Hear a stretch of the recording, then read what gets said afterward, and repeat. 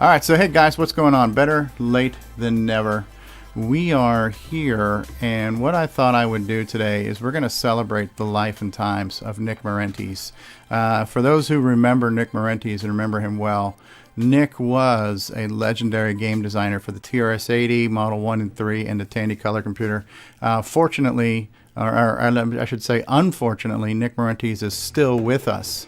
So we're celebrating his life and times, but you know, he's still with us. He has not passed on.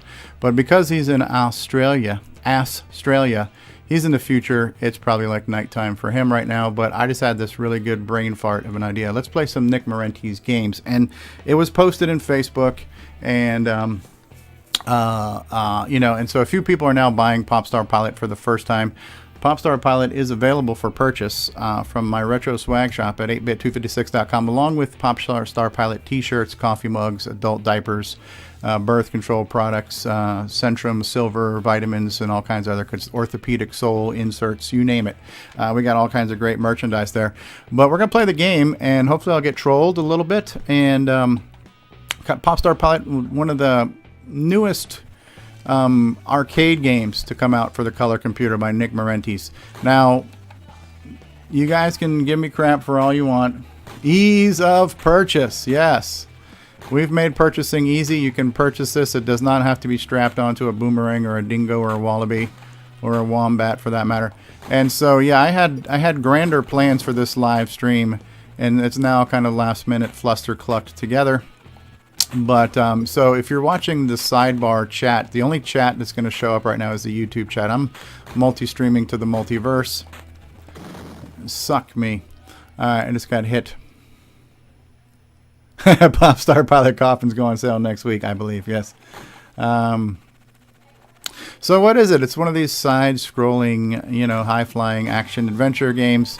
You shoot balloons for points, but the balloons that really matter, if you care about points, you would want to get, I think, 3 white balloons in a row to unlock a mega bonus.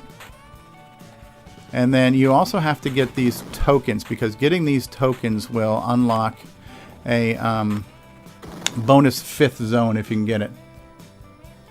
Yes, this is a real, unlike the switcheroo, this is a real Australian product. But I am playing this game via... Well, technically I'm not using my switcheroo cable. I've got the pre-switcheroo model that you actually had to plug and unplug the son of a biscuit. Yeah.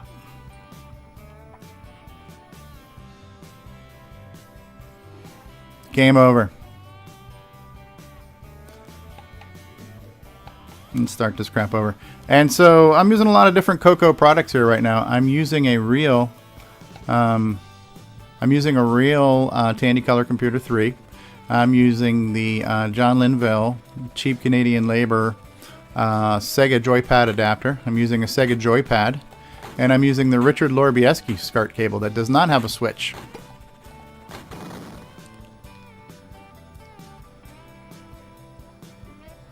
Here's Curtis with Curtis Boyle's tips. Yeah, everybody try to be like Curtis. Yeah, I know what I'm supposed to do. The difficulty of use cable. Actually, to be perfectly honest, and this sounds like a lame excuse, I'm thinking that this Sega Joypad adapter I'm using is a little wobbly, and I might need to switch controllers here in a minute. So right now I'm not going for strategy. I'm just trying to shoot crap that's in my way so I don't collide with it. I must have feel son of biscuit.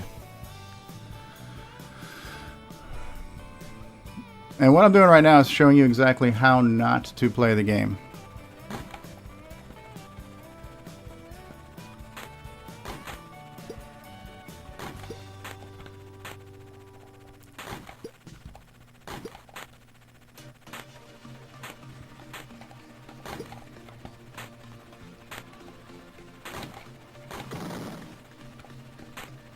Hey, we just got a like on the screen there on Facebook. Somebody liked the video. Did you see that? An animated like.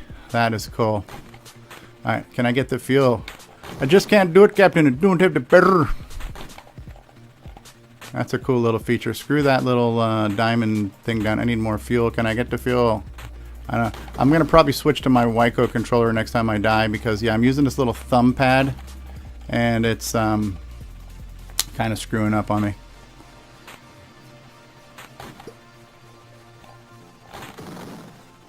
Whoa, that was close, eh? Beauty, eh? So you do have to manage your fuel. Hey, I gotta love. Show me the love, baby. Show me the meaning of... Oh, and another like. And is this the same two people liking and unliking it over and over again? I don't know. Of being lonely. Should I try to get this son of a bitch? Oh, yeah. According to this, there's 2 likes on my video right now on the Facebook. Alright, I'm going to switch sticks. That's what she said. This is the stick I've been trying to use here, boys and girls. It's not even a real Sega pad. It's a generic Sega pad. I think what's happening is you ding-dongs are liking and unliking this over and over again. You're spamming my screen with thumbs, but I'll take a thumb over a middle finger. So hold on while I grab another joystick here real quick. Here's the checkpoint flag. Just in time. Just in time. Alright, so just in time for level 2.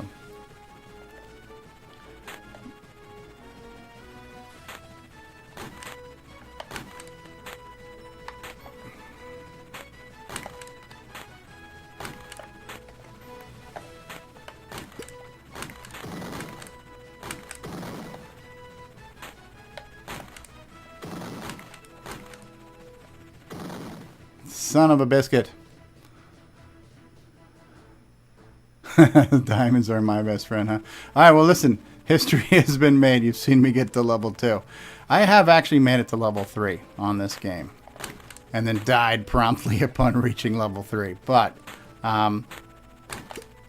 fun game. I think after this, I think I'll try one more time. We'll take a commercial break. And then we'll try another game. And I'll take a request for a Nick Marentes game to play. Except Neutroid, because I have no frickin' idea how to play Neutroid. I think Nick explained it to me one time and I completely forgot. Even there's my continue flag. Oh yes, yes. Oh, I got no more lives though. Got no more stinking lives. Lives? We don't need no stinking lives. Ooh, Gary, son of a biscuit. I think I'm dead. I think I am dead. Yes, yes, yes, I'm dead. I just can't do it, Captain. Don't have the better. Where the hell did I put my keyboard? Alright, so now's your chance right now. I'm going to take a quick commercial break and I'm going to switch games. By the way, are there any requests? So we have a request to not show Curtis's mullet.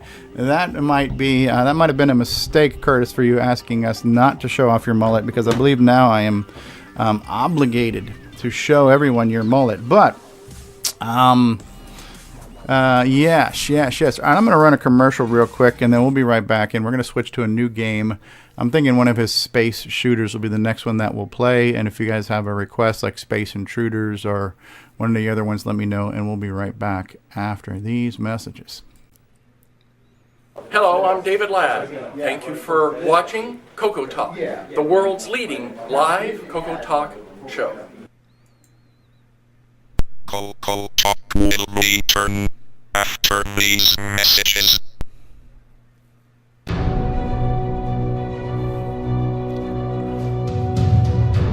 In a world where RGB produces black and white video, one cable can make a difference.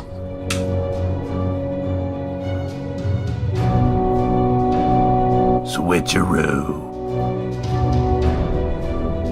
Coco3ScartCable.com. What's going on, guys? StevieStrow here, and I want to say thank you so much for being part of this adventure with us. It's been such a great experience in doing Coco Talk every week, and the support we get is just amazing. And so the fact that you watch and listen is all the reward that we need. However, if you would like to become a patron of the show and offer some financial assistance towards the production and hosting costs of the show, we do have a Patreon site available for that, and you can reach that by going to our website at cocotalk.live and clicking on the Patreon link. But just do us a favor and watch and listen to the show. Fletcher, I don't need that report tomorrow. Great, JT. I need it tonight. But JT... Fletcher saved $300 on her office away from the office. Radio Shack's revolutionary Model 100 computer. It's a word processor, phone directory, and dialer. It even communicates with the office computer. Fletcher, how's that report? Fletcher. Radio Shack's Model 100. Save $300 and put it to work. You'll go far, Fletcher. You'll go far. We now return you to Coco Talk. All right. Well, we've gotten a request for some games, so I'm going to reboot my Coco, and we're going to pick a new game. But while we're looking for a new game to play, I do want to see if I have the PennFEST video with the infamous Curtis Boyle mullet that he is so adamant that we don't show anyone. Let's scrub around, and hold on. There's Alan Huffman with a ponytail. So let's just go back right there. That's not as embarrassing as a mullet, though. But look at Alan's ponytail, man. It goes almost down to his back there. Looking very, very Alan Huffman-y there. Let's see if we can find there's PennFEST 2000. So we're in 2018. This was 18 years ago. All right. There's Brother Jeremy. So this is a fairly long, this is like a half-hour video edited down from highlights of PennFEST 2000. Where's that mullet? We're going to try to find Curtis's mullet. There's Alan. Looking very Alan Huffman-ish. But this is also on the CD, so you get this cool video, right? Lots of great content on this Nick Marentes gaming collection. Just remember, today we are celebrating the life and times of Nick Marentes. Brother Jeremy, this is the Kevin Darling song, Let the Upgrade Free. Very famous if you remember it. If you've never heard of it, you've got no idea what we're talking about.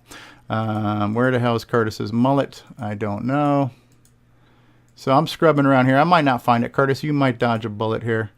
You might not. Somebody tell me what marker, like what minute and what seconds Curtis's mullet's in if you've got this video, and I'll gladly pull it up later. All right, so that's not there. But what I'm thinking, here's the auction. So maybe we'll see a mullet in the auction. I don't know. There's Alan. All right, I think we're running out of video here. I think, Curtis, your mullet, we dodged the mullet right now. But there's always a chance to revisit the mullet later. So there's Sockmaster. All right. So let's look at what else is on this CD. So then you got your bonus games. So Cosmic Ambush, Donut Dilemma, Gatecrasher, Neutroid 2 for the Color Computer 2, Neutroid 2015 for the Color Computer 3, Pac-Man, Rupert Rhythm, and Space Intruders. I think I want to start with Cosmic Ambush, and there is a README here. This game was supplied as shareware, has no artwork or instructions associated with. Please view the in-game instructions. Okay, some of them might have like this. So when you go to Donut Dilemma, it actually gives you a scanned copy of the original. Tells you the gameplay, tells you what the keys are. Walk left or walk right. Jump up.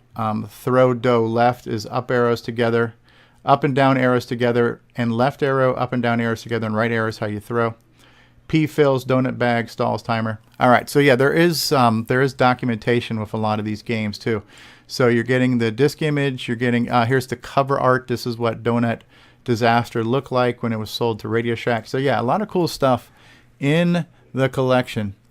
And so so Curtis Boyle has dodged the mullet bullet right now, but I think we're gonna try Cosmic Ambush. All right.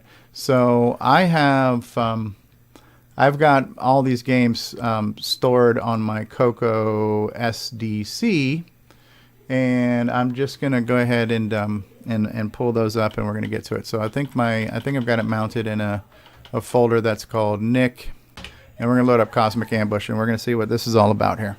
Loading Cosmic Ambush, one of the many games on the Nick Marentes game collection as we celebrate the life and times of legendary Australian game designer Nick Marentes. Pilot your spacecraft through space, destroying as many enemy ships possible to achieve a high score. Press joystick button to start. Collect pulsing W to upgrade your weapons. Weapon degraded each time you are hit. Energy level drops each time you are hit. Game over when energy exhausted. Extra energy collected by flying over glowing red grids. Use joystick to move. Joystick button to fire. Press P to pause. Brake to abort. Press F1 during the key to toggle between 50 and 60 hertz. Press F2 toggle between RGB and composite. Here are our different chips. There's your W. There's your weapons upgrade. Okay, these are some of the objects, right? Press joystick button to start. So let's go ahead and see what... Okay, so this is a left and right shooter. Very smooth scrolling. Why are they translucent right now? Now, I don't have any music playing. So, some of these things are translucent. Is that a glitch? Is that like, do I have to change between 50 and 60 hertz? What was the key? F1 for 50 and 60 hertz? Yeah, because I'm getting some real serious blinkies here. Yeah, I'm blowing up. The translucent is a glitch, huh? Well, maybe we shouldn't be showing this off in front of a live studio audience. Yeah, pay no attention to the glitch. Your name, yeah, screw that. ST for screw that. How do I know what mode I'm in if I'm in... okay, SCART, 60 hertz, POW. Nope. Oh, there we go. So just switch to NTSC. Yes, try 60 hertz. Okay, so my little HDMI to SCART adapter is now telling me I'm in 60 hertz.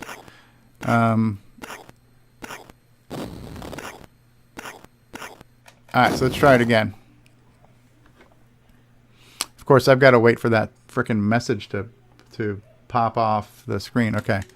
Alright, I think I'm in the RGB color palette. Yeah, getting some serious blinkies here. I have an 87 gimme if I'm not mistaken. Okay, that red line is my health bar.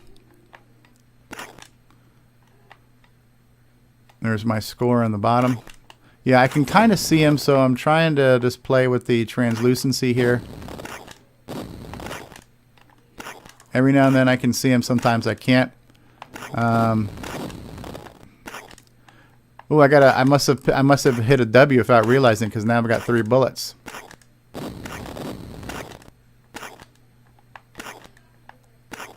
Is it rapid fire? It is not rapid fire, so it's single shot. My weapon upgrade wore off.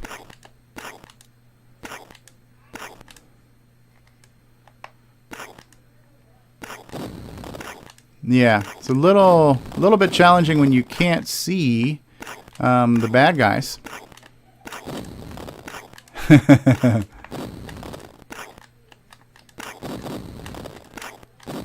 Maybe if I was using a switcheroo cable, I would see it better. I'm not sure. Ooh, we just got a like on the video.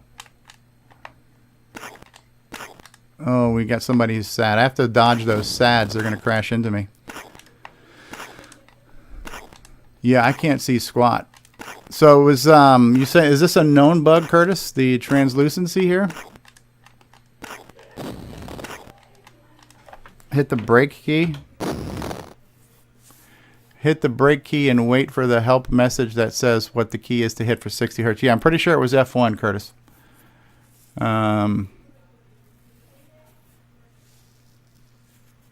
We'll see what happens there. Cosmic Ambush. So it might be time to switch on to a new game. Game over when energy is exhausted and energy collected by flying over glowing red grids. Press P to pause, brake to abort, joystick button to fire. F2 key to toggle between RGB and composite. F1 key during title to toggle between that. So during title. So we're in title right now. So that just switched me. Okay, now I'm in POW, input POW. But it's still at 60 hertz. And now it's kind of shaky. All right.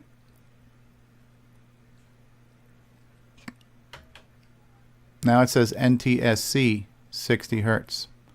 And it's not shaky. Now if I press, okay, that's the composite colors. Composite colors suck.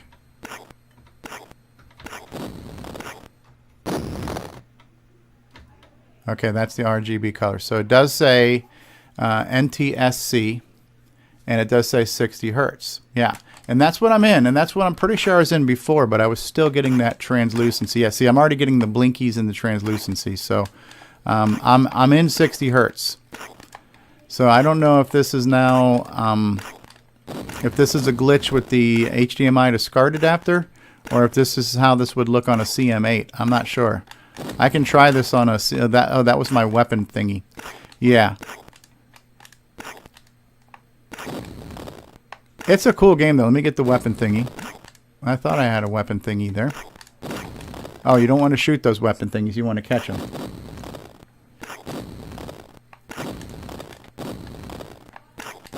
Alright, well, since this is somewhat unplayable,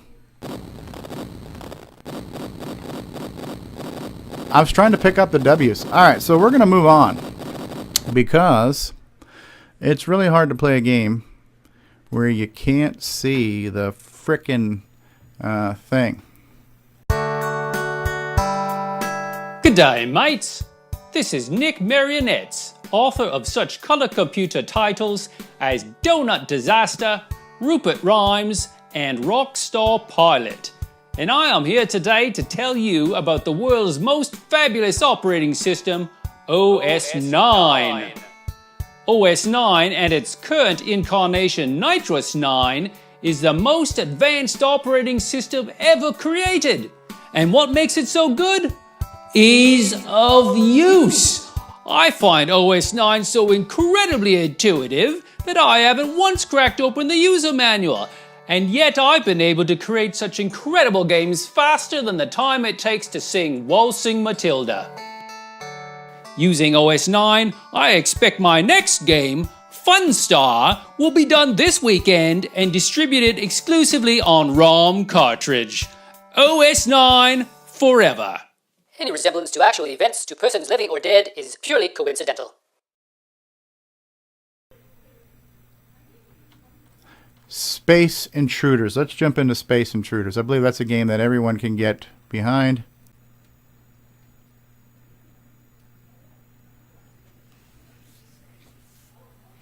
Normal or custom game? I guess we want normal. We want 60 Hertz American RGB.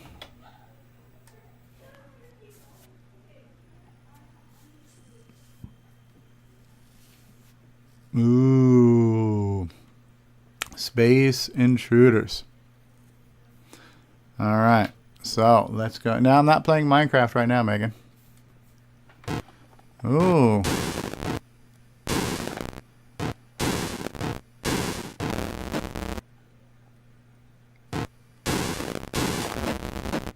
I'm gonna rage quit this. Damn Australian games.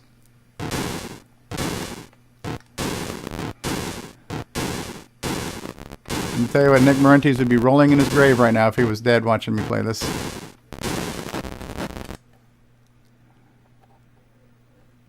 Alright, that was quick. That's what she said. Alright, my name is Curtis.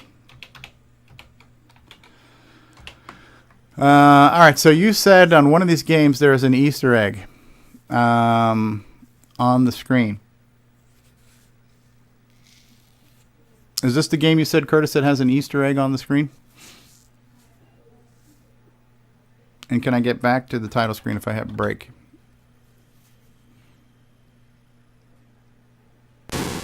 No, now it's in a demo mode. Alright, so we're going to try it again. So this is...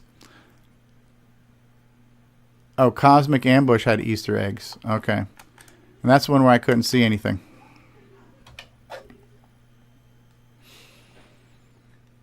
Alright, well, this is another fine game on the Nick Marentes Pop Star Pilot game collection. Man, these bombs, when they fall fast. It's like you gotta move. You got like no time when those things come down.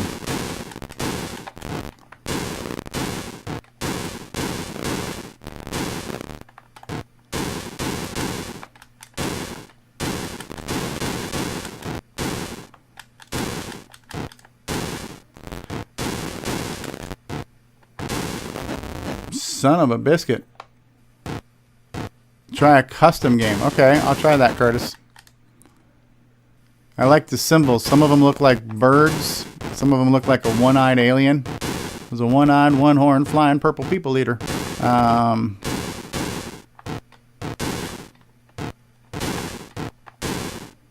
they're just like frickin' pummeling bullets on me right now.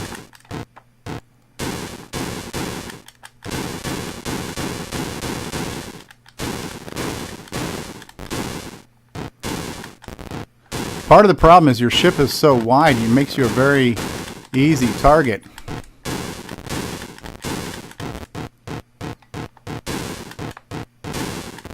Let's see if I can clear one round of these little freaks here.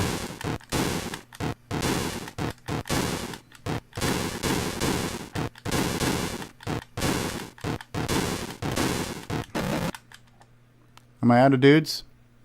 Alright, so you say try a custom game. Okay, Curtis. My name is Curtis.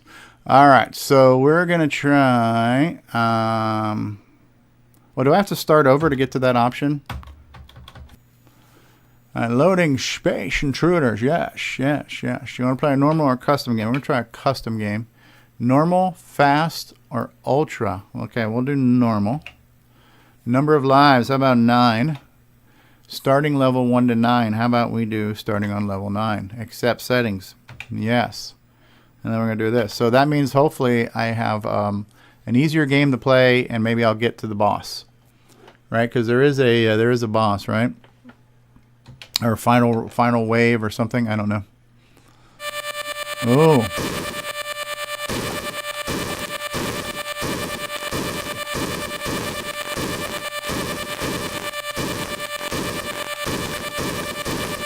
This is cool. So he's got to get to the middle and shoot old Greenie right in the head.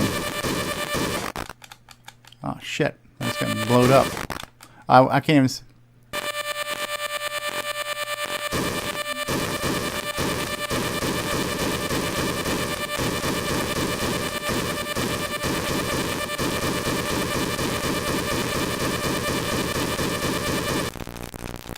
Yes, I killed him.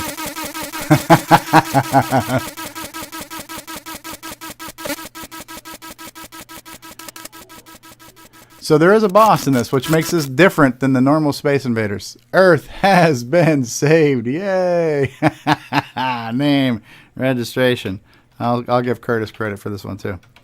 Curtis, you saved the planet Earth. All right. That was pretty cool. So does that mean that every time we play now, we start off on level 9? And if that's the case, yeah. Okay. So with the custom game,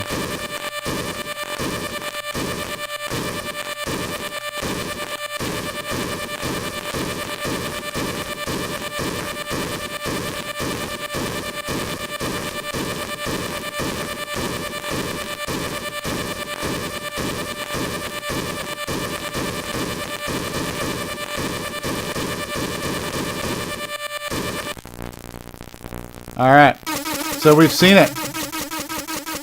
We've seen what happens in level 9 of Space Intruders. All right, so that's cool. Curtis has saved Earth once again. The Earth is a safe place. All right. Hi, this is Randy Kindig of the Floppy Days podcast. I just love me some Coco, and nobody covers it better than Steve Strobridge. You're listening to Coco Talk. All right, guys, we're trying to get back on here.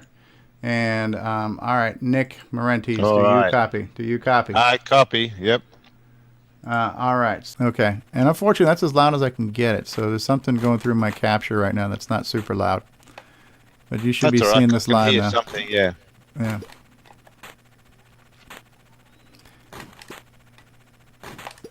And I've updated the website too. So when you go to 8bit256.com and you click on software and DVDs, you will see the link to get Pop Star Pilot on that page. I've got a picture of it, and it's right there, easy to order. I'll have a look, yeah. And you'll get the entire collection, the entire catalog of Nick Marentes. May he rest in peace, Nick Marentes. We celebrate the life and times. There's a whole pile of thumbs ups going across the screen. Yeah, we're getting spammed on Facebook right now. Oh. Those are Facebook reactions, right? So I think that's Ken Reichert doing that right now just to screw with me. Okay. We're getting trolled. The guy who called you a troll is now trolling us. Did you see that this morning? No, I haven't had a chance. I need to swipe up. Oh, yeah, that's right. So when you, so people were reacting to the comment in Facebook about the retro talk, and then you had mentioned, because I forgot what the subject was. It was something like Jim Brain will be hosting. Oh, whatever. when you mentioned Jim Brain, I said, "Oh Yeah. God." Yeah, right. And then Ken says ease of troll, and all your Aussie friends came to your defense because they thought Ken was calling you a troll, and they're like, "Why are you calling Nick a troll?" I'll have to go back and have a look at that. Yes. So the Aussie mites all stuck together. All three of you. We're a small but proud group. Hey, you're in zone 2 now. Yes, I am. You realise that? Yeah. Okay.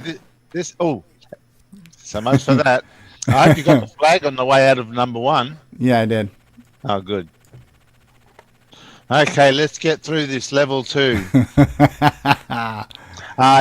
you hit spacebar, it should pause. Just give it a try when you get a chance. Okay, if I don't die, right? Yeah. It's good to just pause, and then I can quickly explain something for you. No, it's not. Oh, it's not. No. Is it spacebar? I thought it was spacebar. It's not spacebar, and it's not P. No. That's weird. Hang on. I've got a real Coco over here. I'll just bring up Pop Star Pilot and just verify. I haven't played this in a while. All right, so I missed that fuel canister. That's okay. Concentrate. Use the force. Use the force. Stay on target. Stay on target. There we go. The game is over. All right.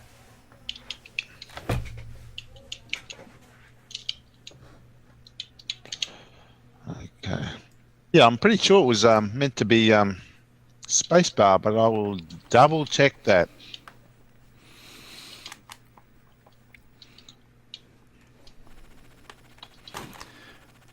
So, and I don't think everybody's aware they can get a Pop Star Pilot T-shirt there too. So if you really like the game, you can get the T-shirts there. I'm probably the only one who's actually ever bought one. I brought a few to CocoFest and I gave them all out. So I think John Linville has one. I think Tony Pedraza has one, and I'm not sure who the third one went to. It might have been Ron Klein, but I had some local printer make a few shirts for me to bring to show off, and I gave them out at CocoFest. I think one went in the auction. So yeah, one went in the auction. One I gave to John Linville. One I gave to Tony Pedraza.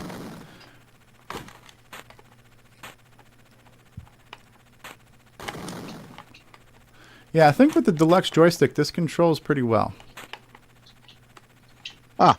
It's F1. F1. No. Oh, there we go. There we go. And then how do you unpause? Then fire the card. Okay. Yeah. Okay, there you go. F1 pauses. All right. I knew I had to pause, but I don't use it much. All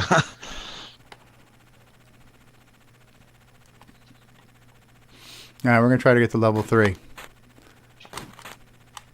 All right, this is it. And for everybody who buys a copy of Pop Star Pilot will get free, included with their purchase, the entire software catalog of Nick Marentes' software. May he rest in peace. And a bonus video of PennFEST 2000 where you can see Curtis Boyle in a mullet. Do you happen to know what time stamp that mullet is at? Because I want to find it. Curtis did not want that shown, but I want to show it off. It was in the 80s, I think, that one. No, but like what part of the video? Like what's the minute mark where I can scroll through to the... I don't know if the shot with the mullet's in the actual video, though. Because he didn't have the mullet at during PennFEST. No, he didn't. That was a separate shot I got. I can easily put it up if you want. Screen share it, yeah. That's right. Maybe we'll raise more money by showing that. That's right. So Curtis, you've got a few minutes to buy 900 copies of Pop Star Pilot, and we will not show the photo. This is ransomware. That's right. That's right, yeah. Now, see if I can find that picture of Curtis. It's here somewhere. Including donut intruders.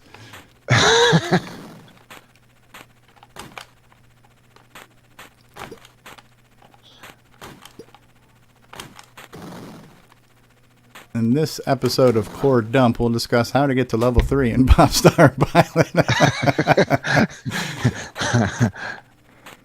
All right, concentrate. Stay on target and don't let the target be a wall. Stay on target. The target was the ceiling. You might, yeah, that's right. You might want to stay a bit further back to give you more time to plan ahead. Okay. I'm trying to find that picture of Curtis. I've got it somewhere here. Image archive. Is it under the blackmail file? Ah, found it. All right, let's see. Yeah, it is the blackmail file. All right.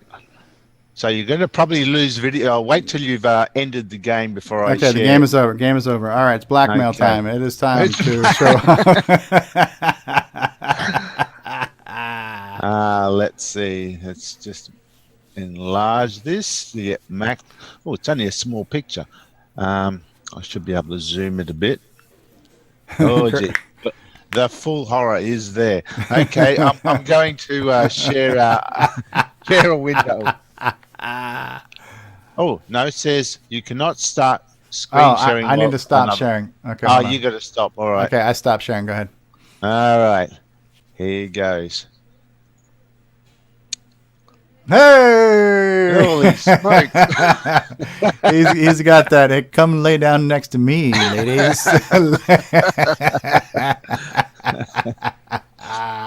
Now, I think this photo I got when I was doing the PennFEST 2, the interviews book. Yeah, that's right. Yeah, I had an interviews book, and did I interview Curtis? Jeez, why did I do something stupid like that? Let me make it bigger so everybody can see. Ken says, "Holy Billy Ray Cyrus!" Oh, Lord have mercy. The Cocoa Nuts book. That's it. Yeah. So, did you ever see that old? Oh, no, I don't have him in the interview. I must have collected photos of possible interviewers, and yeah. I probably didn't put him in because I thought, crikey, the photo like that, no way. That's gonna make a dent on sales. You remember that video that's circulating? It's like an old 80s video where all these guys recorded like an interview saying what they're looking for in a lady, and it's like so classic 80s stereotype stuff. He just kind of looks like he would be in one of those dating 80s dating videos, right? Video dating. Hey ladies, I like a woman who appreciates a mullet. I'm trying to get back to the damn Zoom. I can't seem to get back. How do you stop sharing? I'm trying to stop sharing. Yeah, hang on. I can't take it any longer, Captain. Just okay, I'm back. I don't have the power.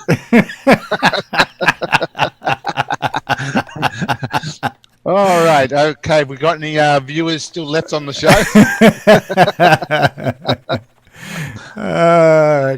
Ken says it keeps the back of your neck warm on those cold Canadian winters.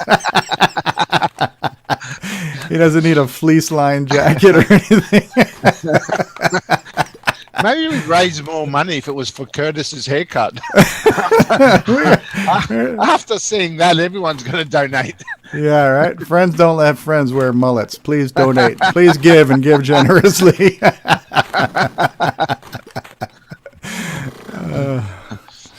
That's right. A mullet by the mullet. It's a mullethon. It's the Curtis Boyle Mullethon. For every dollar we raise, we will cut one strand of hair. We need hundreds of thousands of dollars. Oh gosh. Okay, let's see if we can get through this level. I think I play better when I'm giving Curtis crap. So I'm using the force. Okay, here we go.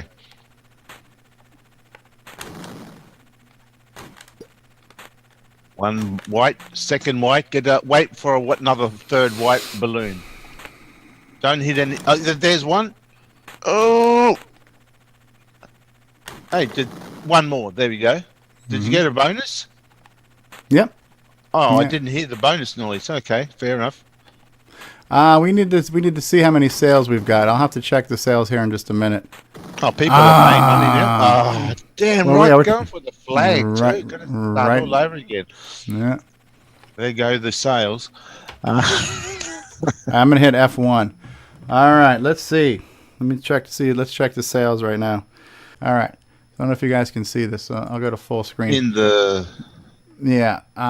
So the little window on. Oh, here we go. Now in the month of August, we've got 2 orders that have been shipped that were. All right, there's a couple orders right now on August 24th, 25th, and 26th. So these are all new orders here. 3 orders in the past 2 days for Pop Star Pilot, and not to mention Al Hartman. So very cool stuff. So actually, this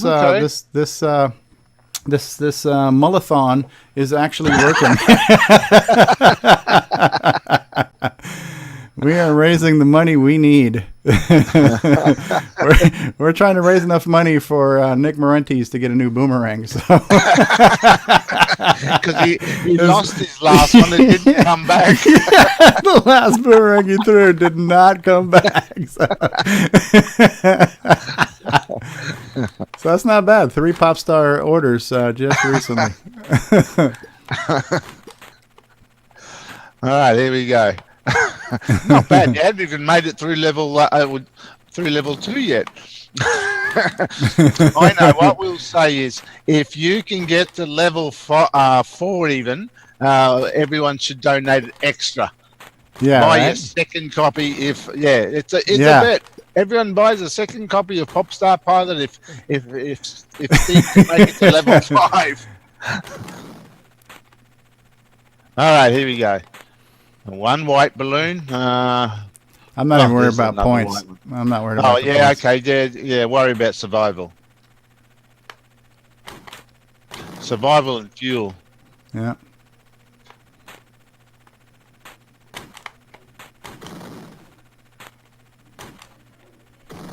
Ooh. So I tried playing Rupert Rhymes for a few minutes. That was also giving me some blinkies. And I think that's the RGB. Yeah, that might be... yeah, I'll be curious to see how that goes off.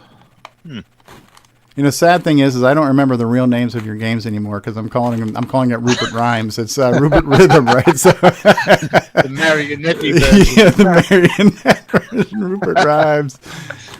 Donut Disaster.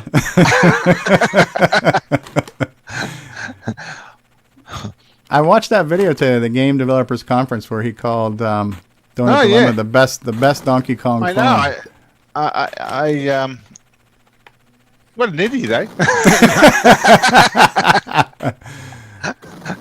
Oh, crap. I'm going for the fuel and I died. Actually, did you notice with that game there was background music with the, if you want to call it music, that was playing a tune while the game was playing as well, or a little basic tune. Yeah. TRS-80. Yeah, that's so I had actually tried to add music to my games in the past. Mm-hmm. Yeah, that one worked. So Ken's saying that he's playing his on his switcheroo cable and his RGB to SCART box, and he says he's getting some flicker, but nowhere near as bad as mine. There is a bit of flicker because of the way, I mean, back in those days, I was still learning, I guess, and I didn't have the greatest sprite routines. Like I said, I think the game updates the background at the full 60 hertz, but it only updates the sprites every second frame there, so they're running at 30 hertz.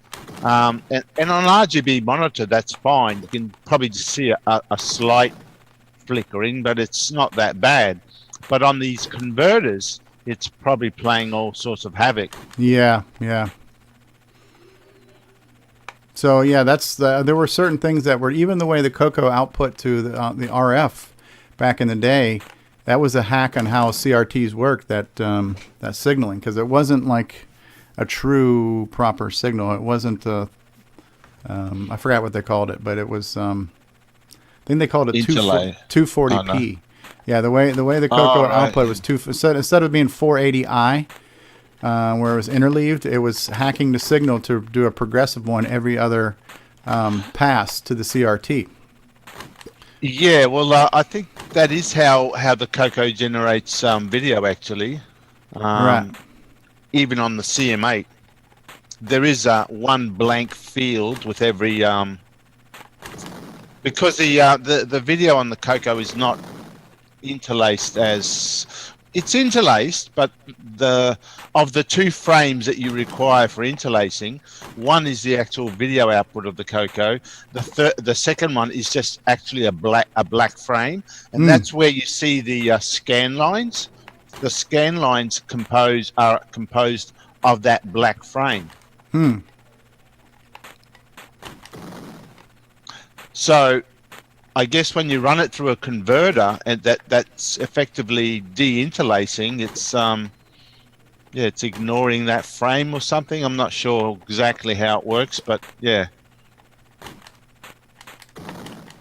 Son of a bitch! I don't even know why I was chasing that thing. So what joystick are you using? Tandy Deluxe joystick. All right, yeah. I can't find my Wyco. I don't know where it is. If I had the Wyco right now, I'd probably be using that. I went through a bunch of different Atari joysticks, and they all had varying degrees of mechanical problems. It's due to age. Right. Yeah. The only way I could probably share a video, I could probably play a game, and so that if people want to see the author, see how far he can get after all this time. Well, I won't point the camera at me because I'm stark naked. No,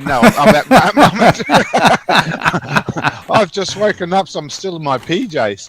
But I'll get the camera, I'll plug it in, and I'll point it at my Coco screen. That'd be cool. We have a dueling. Well, that's right. So give me a sec or so to find the camera. So hang on. Dueling game off. Do it live.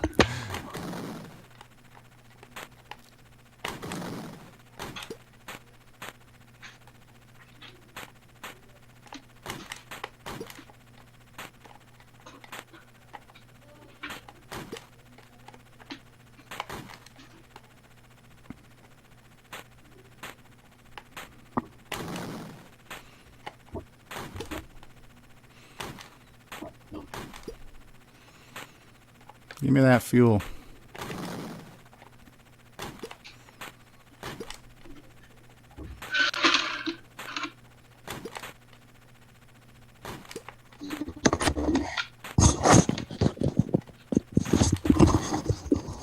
Okay. Here's the damn it. Right. Did you get the flag? I was trying to get it and I scraped the bottom. All right, I'm going to run a commercial real quick while you get yours set up. Trying to reposition cameras and stuff. That's fine. We're going to go to commercial. We'll be right back, everybody. Hi, it's Ron Dovo, Timberman, and this is Coco Talk. These announcements.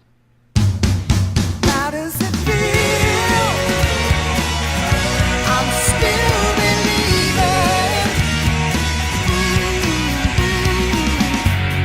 What if you could go back in time to just the right moment and ensure that Tandy won?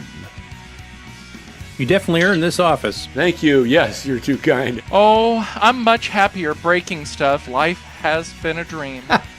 But what if you went back to the wrong moment? Give me that. How do you even know what that was? Listen, I don't really care about these blueprints. I just want... Say, who are you? You want to spy for Commodore or something, are you? Just move! Oh. Hey, hold the elevator! Hold the Stop right there! Whoa, no need for guns, no need for guns! So, Mr. Anders, it seems you have stumbled upon my little secret. There is no point in waiting for security. I think you are about to have an accident. Okay, no! Coco, Forever?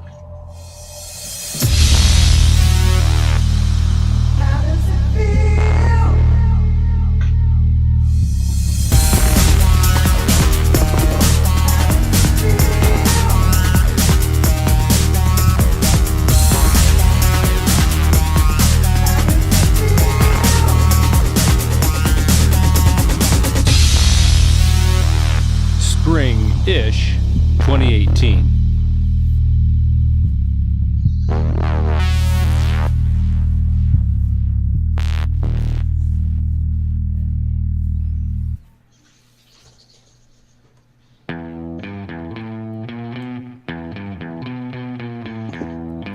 This is the cable I should have right here.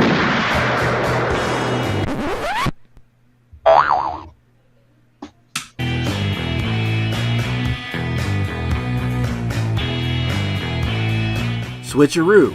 Use your Coco with a modern display. Go from RGB to composite with just the flip of a switch. Coco3ScartCable.com. Coco 2, c'est le top champion des micros et donne le pion. Pour le jeu, il est pas battant. Les études, c'est pas 10 ans. L'expansion, il a ça. Les commandes, tu vas voir ça. Notre Coco est pas valable. Pour tes cours, c'est bien serviable. Coco 2 de Radio Shack, ton affaire est dans le sac.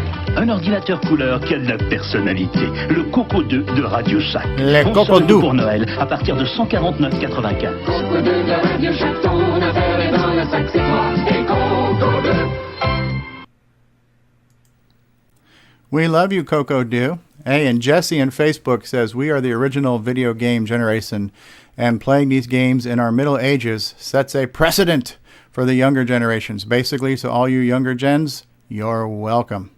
Yeah, so Ken says it's probably my converter box. Who knows? All right, so we have Nick Marentes, author of Popstar Pilot. He's returned from the grave just for this event here.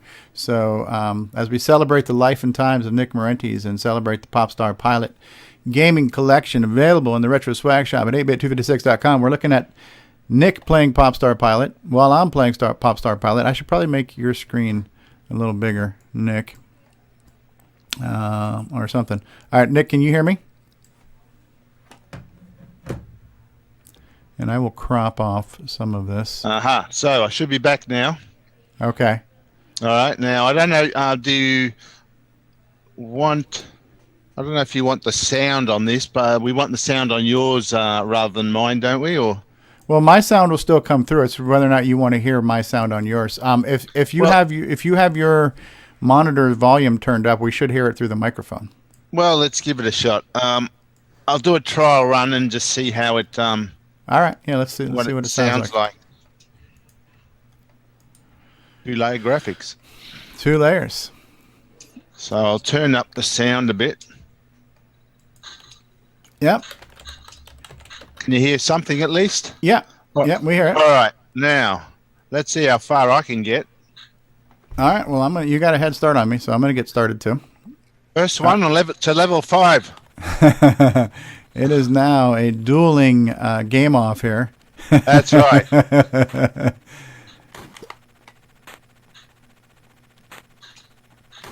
As we start the Popstar Pilot Marathon, we now have the author of Popstar Pilot playing Popstar Pilot. No unfair advantage there. I'm running the cheat mode as well, by the way. No, I'm not. I win. Oh, Curtis showed me how to customize Space Intruders, where I could start off on level 9 and beat the boss. Oh yeah, that's good. We can have a look at that. I haven't watched that in years. Yeah, I did it a few times. We can pull it up again. It's pretty good.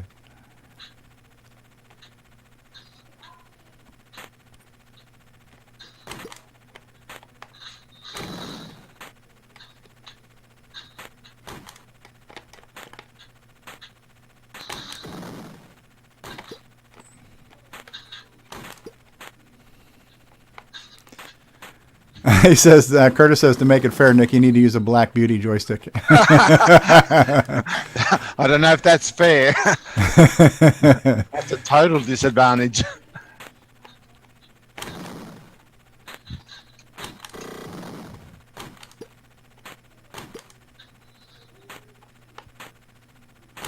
Okay, I'm into level 2. Now look at you. And you haven't rage quit.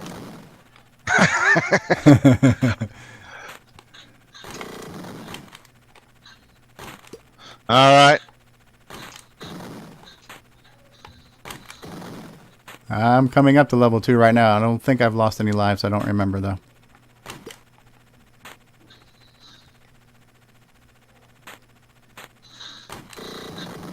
Son of a bitch.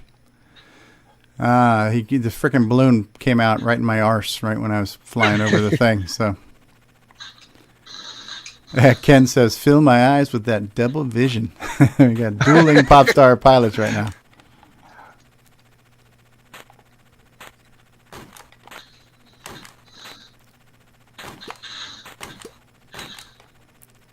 All right, pull back. Got an extra. Stay on target. Stay on target. Flag. All right. Oh, I just got killed. Shit, I couldn't That's see all right, myself because your TV screen was covering what I was looking at on my thing. I got to make your screen a little smaller now. Your CM8 monitor was blocking part of my window, so I couldn't see it. Any excuse. Oh, I just got killed again. Bloody hell. Fill my eyes with that double vision. That's not double vision. That's 2-layer. 2-layer. You've unlocked the 2-layer gimme mode. This one goes to 11.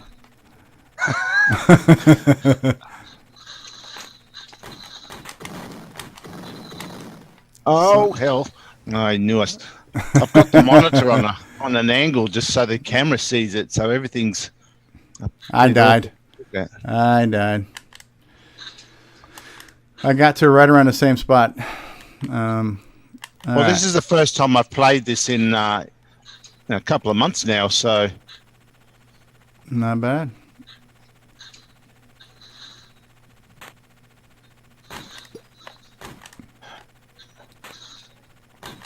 Oh hell! I didn't get. Geez, I'm bad. No. Game over. I'm used to that screen.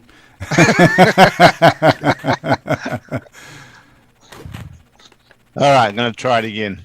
That was just a warm up. There's the dual layer. Dual layer Gibby.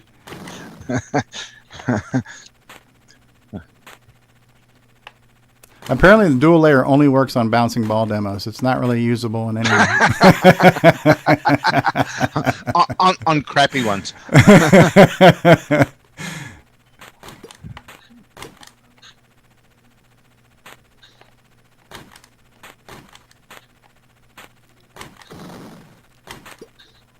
Dual layer reserved for bouncing ball demos.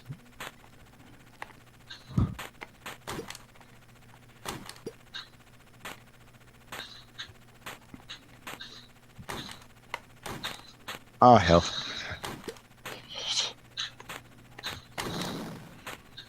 Hey, Rexbeat is here. Hello, Rexbeat. As we celebrate the life and times of Nick Marentes and our Popstar Pilot live streaming marathon, our goal is to sell 900 copies of Popstar Pilot at the Retro Swag Shop. That's right. Nick wants to retire. Yeah. For every copy you sell, Curtis Boyle will cut one strand off of his mullet. We want Curtis Boyle to look like David Ladd before this telethon is done.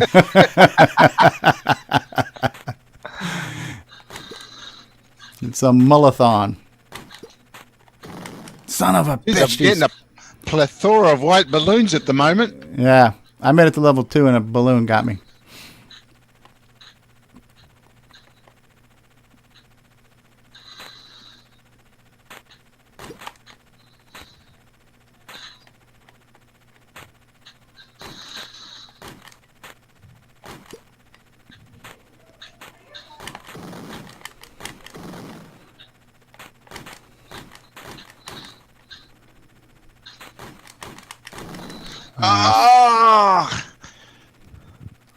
I'm in level 2.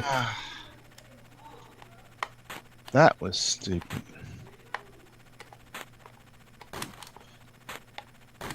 I need fuel, man. Need fuel. Must have fuel.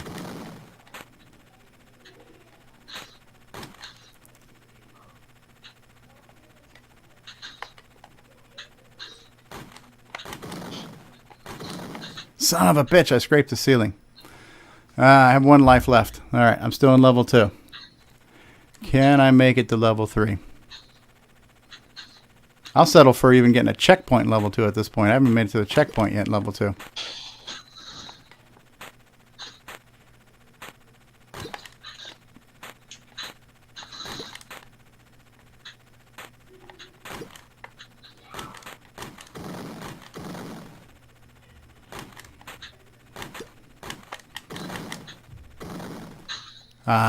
Greed. Greed is the enemy of us all. I died. Son of a biscuit. Game over screen. A screen I'm very familiar with.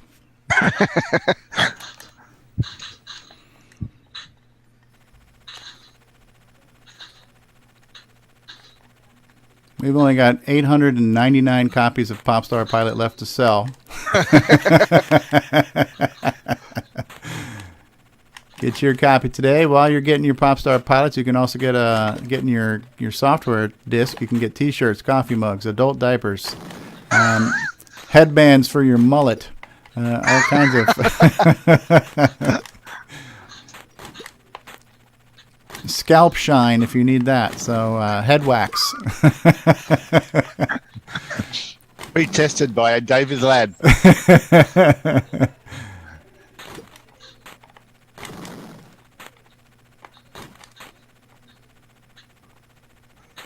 Okay, so he says you should let Nick show Cosmic Ambush. Make his screen the main screen, and you can see the Easter eggs in the background. Oh, okay. Yep. Hang on. I'm on a roll. He's on now, level 2. Let him see how far he can get on level 2, Curtis. You shut your mullet for a minute there, mister. The Steve Shopping Network is what Ken's calling this right now.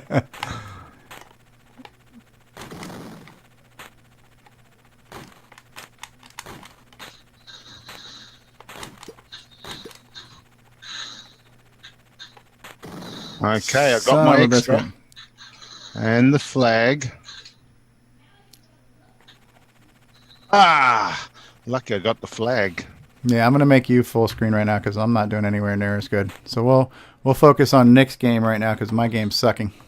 Laugh at Nick time. Nick's on a roll. And you're doing this on a Black Beauty? No, with the Waco. I don't touch those things. And an extra. Extra life. Oh, shit. Lucky I got the extra. Did you get the checkpoint too? You start halfway off or no? Yeah, I did before. Okay.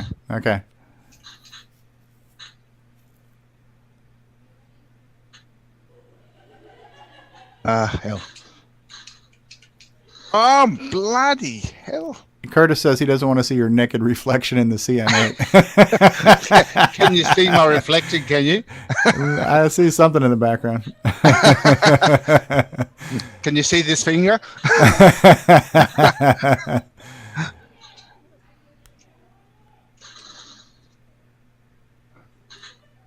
Okay, fuel.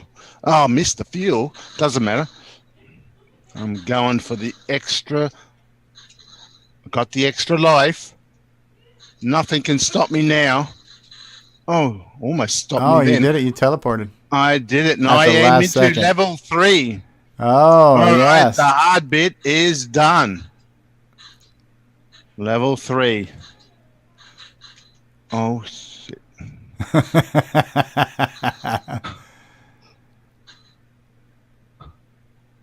Oh, bloody water. You can't do it when the water's there, huh? No.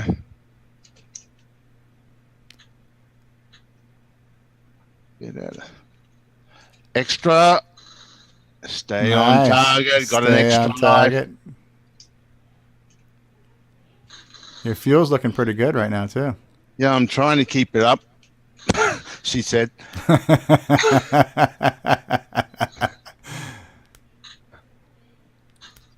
Looking good. You're seeing what I would never be able to show.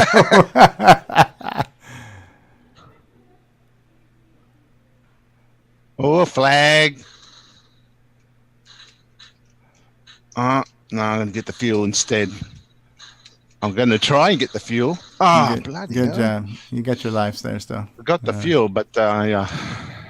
Anyway, I start off with full fuel at least. So.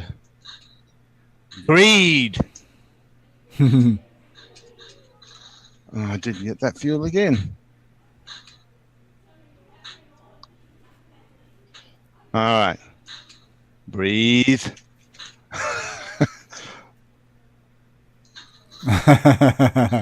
I was going for that extra life, and I got.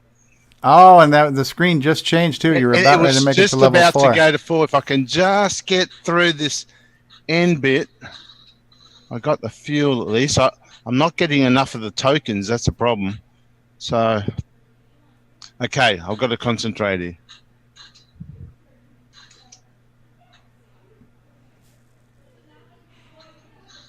Got the extra, got the fuel. Man, that was good.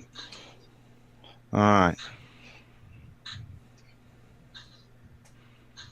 Yes. You got so the flag. level 4 or level zone 4. Yeah. Haven't done this in a while. She's got to try to remember everything now. Oh shit. Jeez, I've only got 1 life left. Okay, I don't think we're going to see level 5. That's okay. We've gotten further than I would ever get in this marathon. There's only 24 hours in a day, so I don't think I would have made it this far. Not bad. I knew it. I knew it. I knew there was a balloon going there. Anyway, you saw up to level zone 4. Yeah. Yeah, pretty good. Pretty good. Gee, from the master. I've got to take a lie down. So there it is with the dual layer title screen. Yes. What was the game? What did Curtis say? Cosmic Ambush. He wants to see the OS9 logo come up. Yeah, he wants to see the Easter egg, he says. Yeah. Show Cosmic Ambush, make his screen the main screen, and you can see the Easter egg in the background. Just turn on my SDCX again because I've turned it. Oh, shit. Rex says, you never would have thought a balloon would be a match for an airplane, but they were wrong. Says, next time you see a bomber plane, just throw balloons at it. Yeah. He says play Cosmic Amish. Amish in space. Okay, so if I bring up the menu, I get Ambush, was it? Okay. Yep. Ambush coming right up. Booting. Oh, mine doesn't look like this. This is originally it was a shareware program.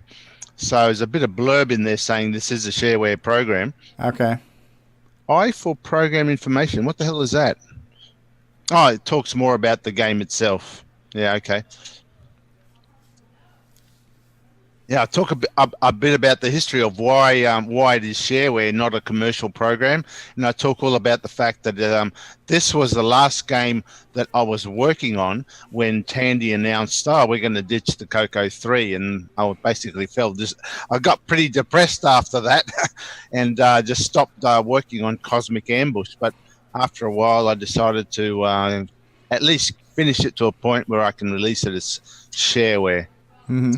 And this is all that blurb about that story, which, how long does it go for? Okay, now it's going to load the game. Whoa, so now that's running 50 hertz. Now, okay, so I have to adjust the vertical hold on this. Is that still coming through okay on the... Yep. Yeah, it is. Yep. All right. Actually, that may be why it's also flickering a fair bit, because it's running 50 hertz, not 60. Yeah, but it says to press F1 to change it, and I did. I pressed F1 to change it to 60 hertz. You're right. I just pressed it here too. So I've just changed it. So it's gone back to 60 hertz. All right. All right, so all right, here we go. Where's the Easter egg? Let's. Well, I haven't played this in ages, so let's try it. What's F2 do during toggle? Composite. Whatever. Yeah, who wants that? So, can you see the? Yeah, we can see them. I got hit. That was good. And they're not flickering nearly as bad. Yeah, I can still see them on the screen. Yeah, they're still flickering. They're still flickering, but they flicker at half the rate of the background. But that obviously. Yeah, I'm gonna have to play this on my CM8 because I've never really experienced this game to its full potential. Yeah, no, this looks good. This is also on the Nick Marentes game collection. Available at 8bit256.com right now. Operators are standing by. I'm going to need an operator after I finish playing all these things, all right? It makes operator. Yeah, it makes a world of difference. There's the Space Invaders background. Did you see that? Oh, yes. Yeah, that's scrolled on. They're the logos that Kurt was talking about. We've also got the multi-fire is on as well at the moment. Okay. So keep an eye out. You should see the words OS9 pop up, and then some profanity after that. Oh, damn! I got hit again. Oh, I got hit again. So with every hit, you lose your weapons. Right. So I'm back to a single fire, but here we are. I hit a weapon. I lost a weapon. So and what's the red grid you're supposed to hit to increase your health? For fuel. Fuel. Yeah, thanks for reminding me on that. There it is, that flashing one. Okay. So if I can just fly through that, I can get my energy charged up a bit. But okay. All right, here we go. We should be approaching the OS9 one, I think, at this point.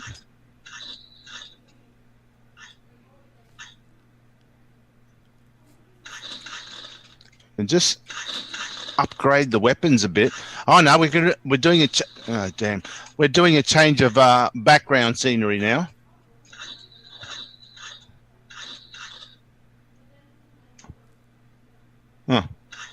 Still looks the same. Anyway, you got triple shot now. Triple shot now. Yeah, this looks good. I need to play this. Now we got multi-fire. Good. Nope, there's some. I'm not going to get that in time. Oh, well. Oh, some flying saucers have come on now. Whew. So where's the OS9? Here it comes. There it is. See it? How do I pause? OS9. There, yeah, I see it. I don't know where the pause is. Found it. Phew. So there it is. Look at that. It's right on the screen. So, OS9. Ease of use. I didn't have room for the word sucks, but anyway. And you can see a flying saucer. See the flying saucer, which comes in a bit later on. It's just above me there. That's right. I can point with my finger now, can't I? So there's a flying saucer there. Okay. There's my weapons charge. Of course, lots of these menacing green ones and those funny red ones. Now, I'm assuming it's fire to continue. No. P again then. All right. I'll enter. Thing is, I'm going to get hit because he's just about right in front of me there. Yep, I got it twice. All right, let's see if I can boost these weapons again. So I'll try switching over to my RGB to S video adapter, see if that makes a difference on this game with the frame rates and stuff. Okay, yeah. There's no box in between that, really, other than the capture device. So the red stuff on the floor, that's not a recharge. It has to be like a flashing red, like a pulsating. It's got to be a flashing one, like that one that I'm getting just now. Yeah. Oh yeah, son, I just saw your bar just increased. And the bar goes up. Oh, got it. Multi-fire, good. Ooh, I like that. Is a.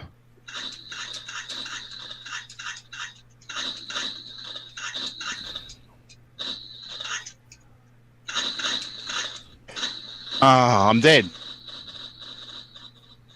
You made it farther than I did, but you could see your enemies. That's right. All right. Well, do you want to give it a try with the HDMI you were saying? I have to redo my whole setup, which I don't want to do right now. Worry about it. That'll be no, another it's time. all right. Yeah. So put in the name Mullet Man for the high school. Mullet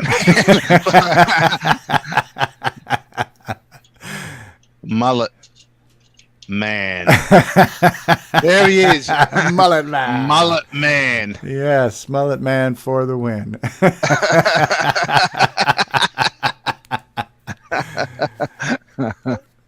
Good times. Good times. As we celebrate the life and times. Game. Yeah, as we celebrate the life and times of Nick Marentes. With the Nick Marentes game Mullethon. And we're raising money. Curtis Boyle says you guys are jerks. Yes, we are raising money for Curtis Boyle to get a haircut. For Nick to get a new boomerang, for little crippled Timmy to get a wheelchair. We're doing all kinds of good things here with this money we're raising today. So, that's the first time I played Cosmic Ambush in years. Yeah, it's a good looking game. That's a good game. Yeah, it is. Hey, Johnny Moe says hi on Facebook. Hey, Johnny. Yeah. Hey, there's the Space Invader. There's the Space Invader. Yep. Yeah. Yeah, I like the attract screen. Yeah, no, and that's one thing I haven't continued with all my later games. I haven't put high score tables like that and the attract screens either. So Cosmic Ambush is going to be a second attempt at Cosmic Ambush, you could say, that I will also have the demo mode and the high scores. Okay. So, yeah. But as I said before, Cosmic Ambush, I started that, and that was my attempt at the time to try write a game that Tandy in the US could sell and eventually put onto a ROM pack. I mean, I was selling to Tandy Australia, but I really wanted to try crack the US market. So I thought if I write the game so it fits into 32K, it'll fit onto a 32K ROM cartridge And that's part of the reason why I've got that flickering as well, because I didn't know how to create better routines in that limited space. So I went for a method whereby I flashed the sprites at a slower rate. But halfway through writing, I'll just pause this so I don't. Halfway through writing Cosmic Ambush, that's when Tandy said, "Oh yeah, we're gonna dump the Coco." So at that point, I thought, well, what's the point? The whole goal was to write a game that Tandy in the US could release as a ROM pack. Yeah. But I thought, well, that blows that idea, so I stopped. And for a while there, I was a bit depressed, because I was really hoping this would be the ultimate shoot 'em up for the Coco. But at one stage, I had it shelved, and a friend of mine came over, and he knew I was working on this several months earlier, and he says to me, he says, "Oh, well, how's your Cosmic Ambush going?" And I told him I'd stopped because of Tandy discontinuing the color computer. He said, "Oh, well, can I see what you did?"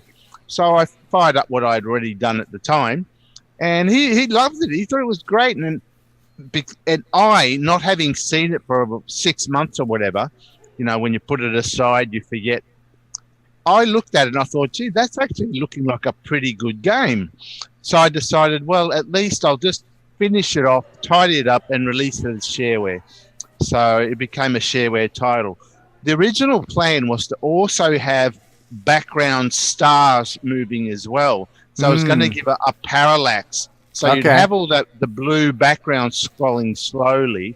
And then I was going to have a simple little starscape scrolling at a even slower rate in the background again. So that was that second layer of the gimme. Yeah, right, second layer. So it was it would have been a third layer. Third layer. A third layer. So yeah, that was the original plan, and also I was going to have more flight patterns for all the aliens. I was going to have them doing looping and all that sort of stuff like Galaga does and all that. But I just finished off what I had done and I left it at that. So it's a shame. So Cosmic Gunstar basically is me picking up from where I left off with Cosmic Ambush. Okay. I want to, and knowing, having learnt a few better techniques over time, I've decided to apply them, and hopefully it'll be better graphics. Gunstar, if you look at it, the actual spaceship even looks very similar to what I have in Cosmic Ambush. I don't know if you can remember when I had the sample graphics for Gunstar. It did look very similar to Cosmic Ambush. Oh yeah, if you go to my brain, is it brainstorming an idea? Yeah, try the. It's one of those pages I showed my sample. Maybe it's the second chapter I had it in. And go to next chapter. Okay, roll down a bit more, well, then I start talking about Cosmic Ambush. Where the hell? There it is. Is it? Well, no, that's the Cosmic Ambush one. Okay. Oh, no, that was the Gunstar one. Sorry. Yeah, that is the Gunstar graphics. It's done in a slightly lower res because I am using a lower res in the game. But you can see the spaceship. If you look at my, I don't know if you can see my screenshot very well there, but the ships do look almost the same. So yeah, Gunstar is very much a revitalization of my Cosmic Ambush. A spiritual successor. It's the spiritual. It's the way I wanted it to look like originally. Okay, so we're checking out your blog here at nickmarentes.com. Just looking for more pretty pictures here. This is your tracker. Well, that's when I started playing with the music tracker. Mm-hmm. Yeah, and that's the new version, of course. I've got plans for a better one now, but that'll be after Gunstar. I've said to myself, that's it. That's as far as I'm taking the music right now. Mm-hmm. I'm actually going to try work on Gunstar. Then I can come back and do a better music program. Yeah, it's a sort of thing. As I've said in the past, it's been very evolutionary. I do one game, I do it to the best of my abilities, and then I learn things as I go, so that I figure, okay, well, I'll finish this game with what I know, and then the next game, I will apply all these new things I've learned, and every game, therefore, starts becoming better. So from total crap to something that's approaching good. But that's the thing. That's what anyone learning about game programming or assembly language has to get into that mindset. You can't expect that you're going to run the greatest arcade game ever on your first attempt. The first one will be crap, but it's evolutionary. The next one will be better, and the one after that will be better. So that's what Ambush is. Ambush is basically an evolution of my love for shoot 'em ups. It all started, if you go back to my blog page, it all started with a TRS-80 Model I game called what did I call it back then? Geez, I can't even remember the names of my own games. It would have been Chapter 2. Yeah, go to the graphics engine, Chapter 2. Yeah, that one there, Escape Zone. Yeah, so that was my shoot 'em up way back in 1984. And there is a demo video of it as well. I don't know if it's on this website at all. But I show some of the, sprite routines, my idea of what sprite routines were back then. Anyway, it's a shoot 'em up, and it has some very good features. Actually, if you go down to the bottom of the page, I'll probably have a link to the video. Let's see. Should be right at the bottom if I've... Oh, what an idiot. I didn't do it. Oh, well. Anyway, I could YouTube search it, right? So it's called Escape Zone. I can just search for that on YouTube. There we go. So is that coming up? Fun Vision. Yeah, I see it. Now, I don't know if the sound is working, but it's got some good sound as well. You can hit share system sound somewhere in there too. Yeah, somewhere I can. Where the hell this looks good. This is just a video. I don't have to... Yeah. Well, I don't know how you share the system sound, but You know, it had a title screen, it had a high score screen like that, and then it went into a demo mode as well. And it's a very simple game. It starts off, this is the self demo. You notice how the graphics, the words escape zone, are permanently on the screen while everything else plays underneath it. 2-layer graphics on a TRS-80 Model I. How about that? Exactly. So it starts off. The idea is you've got to escape from this big. Your ship is imprisoned in a Death Star type thing. So first step is to fly out of this Death Star type thing. I like the explosions. It's a series of tunnels, and and the explosions and the gunfire is very Defender-esque. Yes. You know, and then you break out into space, and this is where you see it starts looking like Cosmic Ambush. Yeah. So lots of aliens and explosions and lots of noise. You can't hear the noise, but there's your 3D barrier thing that kind of looks like Xevious. Yeah, that's right. I should die here soon. We're out now. Bang! There I go. So good explosion there too. Yeah, big explosion there. So that's the idea. That's where it all started, way back in 1984. So back in 2000 or whatever it was, I did Cosmic Ambush, is my attempt to revitalize the Escape Zone program into a new Color Computer 3 version. So you can see similarities in the games there. Sure. And Gunstar now is yet another improvement on that, hopefully. So, yeah, it's been a very long-term evolutionary trend to create the ultimate shoot-'em-up, which, as I said, you know, the first ones, you'll always look at them and think, oh, well, I could do better than that. But that's all right. Just imagine all the things you've learned, finish off that project, and then next project you can apply all the new things that you learned. And you just get better and better. It's taken me 30 years or more to get to this stage, so you got to have some patience. Sure. Yeah, my first game right now is crap too, so I'm looking forward to mine evolving over time. So well, it's good from a point of you think about the first programs you used to write before this one, then this one looks really good. Right. And that's the point. It's evolutionary. The next one you write, you'll have learned. Well, you've learned that basic is slow. You've learned, you know, what areas may need speeding up. So next program you do, you will concentrate on those, and you will do them better, until eventually you're writing games like Gunstar, Funstar. Maybe you can write Funstar for OS 9. Write it under OS 9, and you've got a weekend to do it in. Release it on ROM pack. ROM cartridge, yes. That's right. So, okay, what's the plan now? I don't know. We don't have a plan. Yes. You got to go to work at some point in time, right? So. Well, I'm thinking of taking a sickie today, so.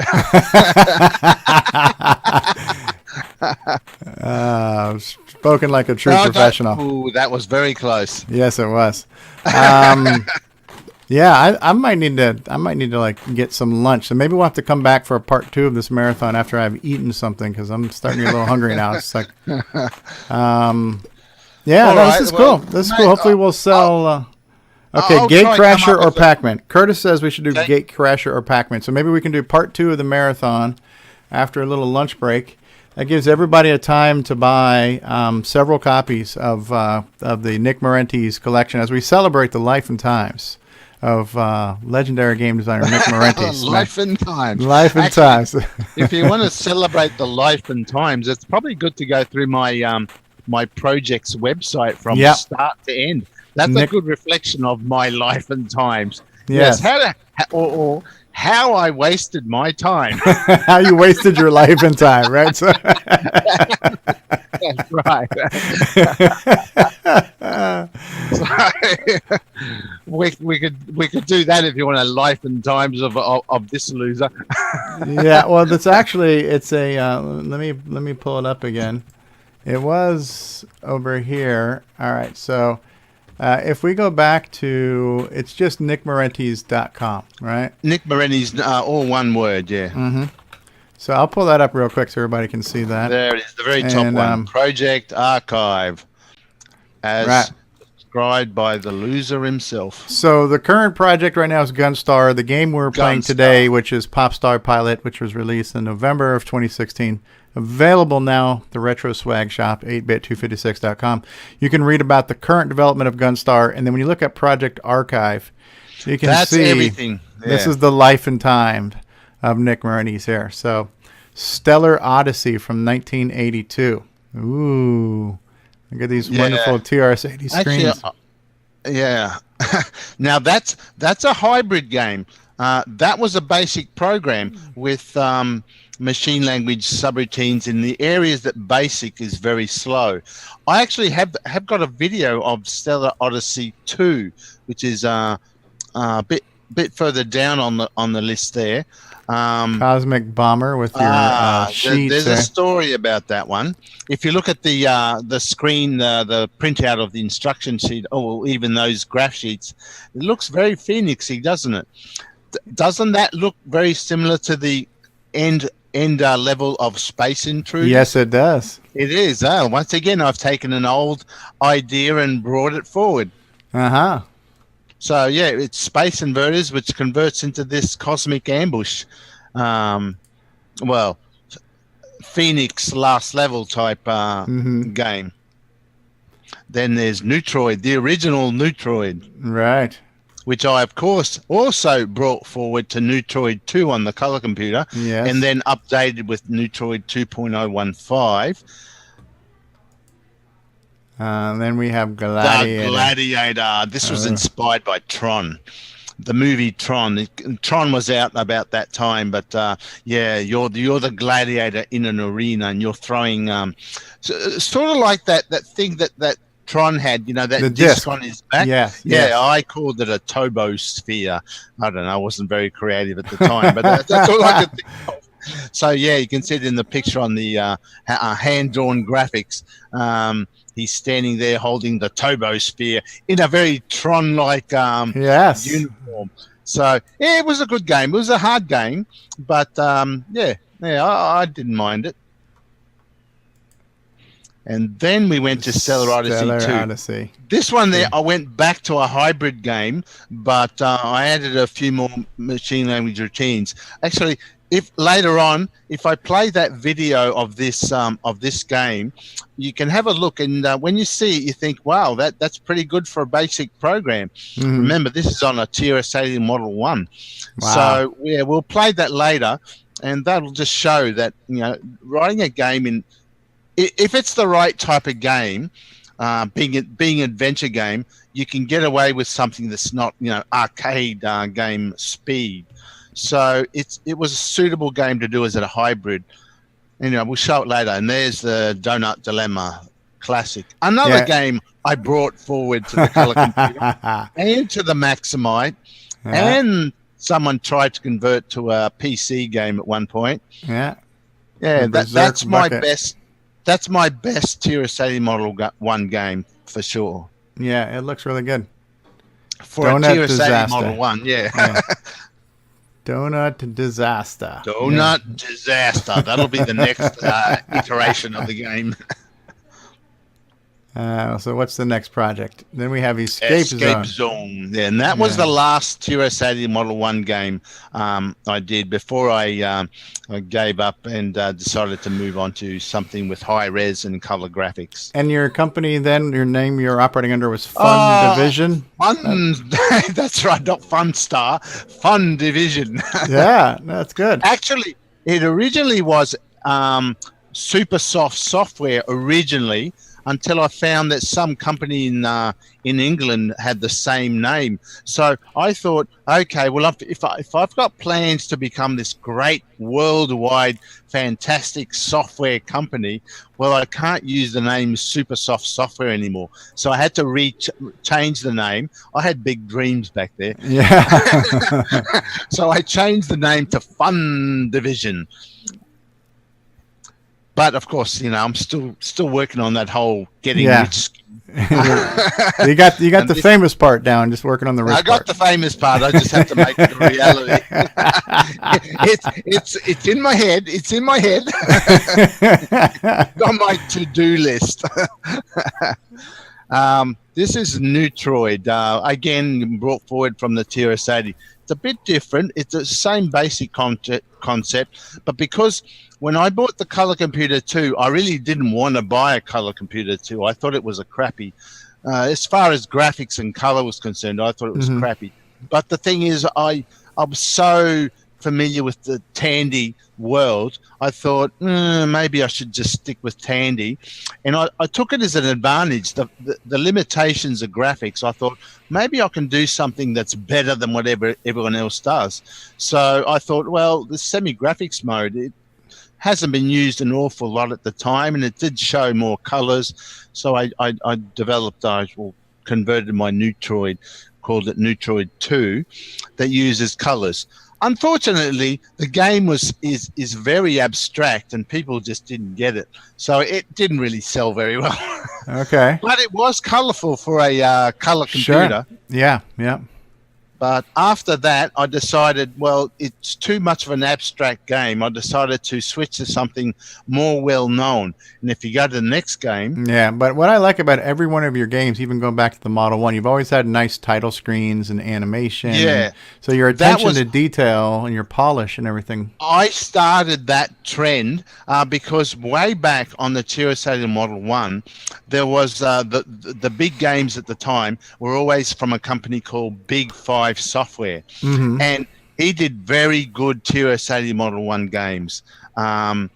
They were very arcade quality. They all had title pages. They all had high score pages. They were very polished, and that is what I tried to mimic. So yeah, it's thank God I can thank Bill Hogue of Big Five Software for showing me how it's really done. There you go. Giving me the inspiration. Anyway, after Neutroid, I decided, well, Neutroid was too abstract. It had good colors, it had lots of great sound, it was fast, it was everything, but it was not many people understood it. So, but at the time, of course, everyone understood Donkey Kong and all those sort of 2D platformers. Sure. So I thought maybe I should go and convert my Donut Dilemma to the TRS-80 color computer and see if I get more success that way. And Donut Dilemma was a success, eventually making it into all the Tandy stores in Australia. So, not quite $1 million stuff, but it was a start. So yeah, and I like the improved palette color on the Coco 3. This is the Color Computer 3 version, of course. And this one has 10 levels where the original had 9. Yeah, the original had 9. I decided, well, 9's a bit of a funny number. I should do 10. So I thought I'll add one more level. So I made it 10 levels on the Color Computer version. And when at the time when I wrote Donut Dilemma on the Color Computer, I mean, I was trying to just sell it myself at user groups, but then I got lucky and Tandy saw it and they said, oh, we want to sell it. And it was right at the time when Tandy had released the Color Computer 3. And they wanted a game they could bundle in with the Christmas pack for the Color Computer 3. And you can see a Tandy brochure. And that's the Christmas pack they wanted to release in 1986 or 87, 87, I think. They wanted to release a Coco 3 pack bundled with a cassette player, joysticks, Black Beauties, and some software. And they wanted to include Donut Dilemma. So you can see it there. Donut Dilemma is pictured there on the extreme bottom right-hand corner. Yeah, where the arrow's pointing to it, yeah. Yeah, that's right. So, but one of the things they said is, okay, it's a Color Computer 1 and 2 game. Can you make it more Coco 3-ish, so that because we want to bundle it with the Coco 3. So I thought, oh well, I could speed it up and I could change the palette and get rid of those ugly colors of P Mode 3 that the Coco 1 and 2 has. So I made a Coco 3 version on the flip side of the cassette. It was all on cassette distribution. Okay. So side 1 had the Coco 1 and 2 version. Side 2 had the enhanced Color Computer 3 version. And that one sold over 3,000 copies Australia-wide. So that was it. That was when I thought, aha, that's it. My road to stardom. I'm going to be a millionaire in a few more years' time. And that's when I thought, this is my big break. So I quickly followed it up with another 2 games, and that was, if you flip to the next page, I did Rupert Rhymes or Rupert Rhythm. So these games were, I had to program these very quickly, and very quickly means about 3 months. It took me roughly 3 months to develop these. So hence, I'm not really all that fond of Rupert Rhythm. It's not really what I consider to be my best game. Although there are some people who've said that it's a great game. It's one of the best games they've played. Okay, fair enough. just make sure you pay on the way out. So Rupert Rhythm was actually my first proper Coco 3 game.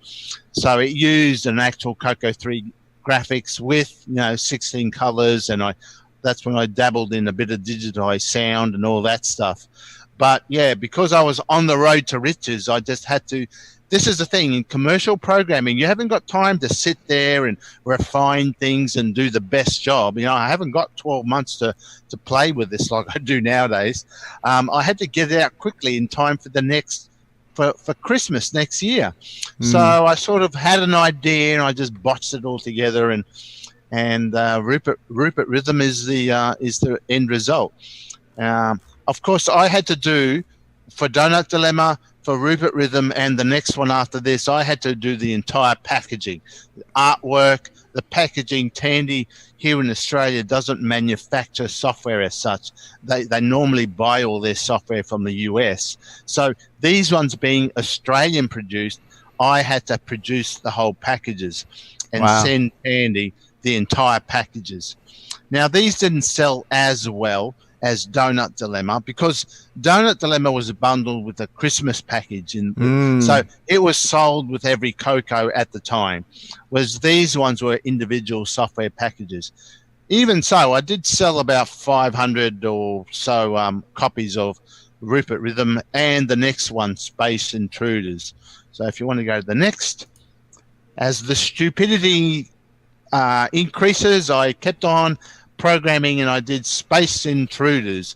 I thought to do something quick, I thought, well, Space Invaders, I don't have to sit there and come up with a game idea. I just basically copying an arcade favorite that everyone's familiar with already. But I tried to add a bit of originality by enhancing the graphics. As you can see there on the pages, I took the original Space Invader graphics, and then I modeled the Color Computer ones on the original, so they still kept a degree of originality, and but using more colors and a bit more modernized style. I also decided, okay, well, Space Invaders, it's the same old thing. You get the row of aliens over and over. I thought, well, I'd like to see an ending to this. So that's when I included the that mothership, where after whatever it is, 9 or 10 rounds of invaders, the mothership comes down, and you have to destroy the mothership. And in the middle of the mothership is the alien, the warlord himself, the main alien leader. So you have to kill him.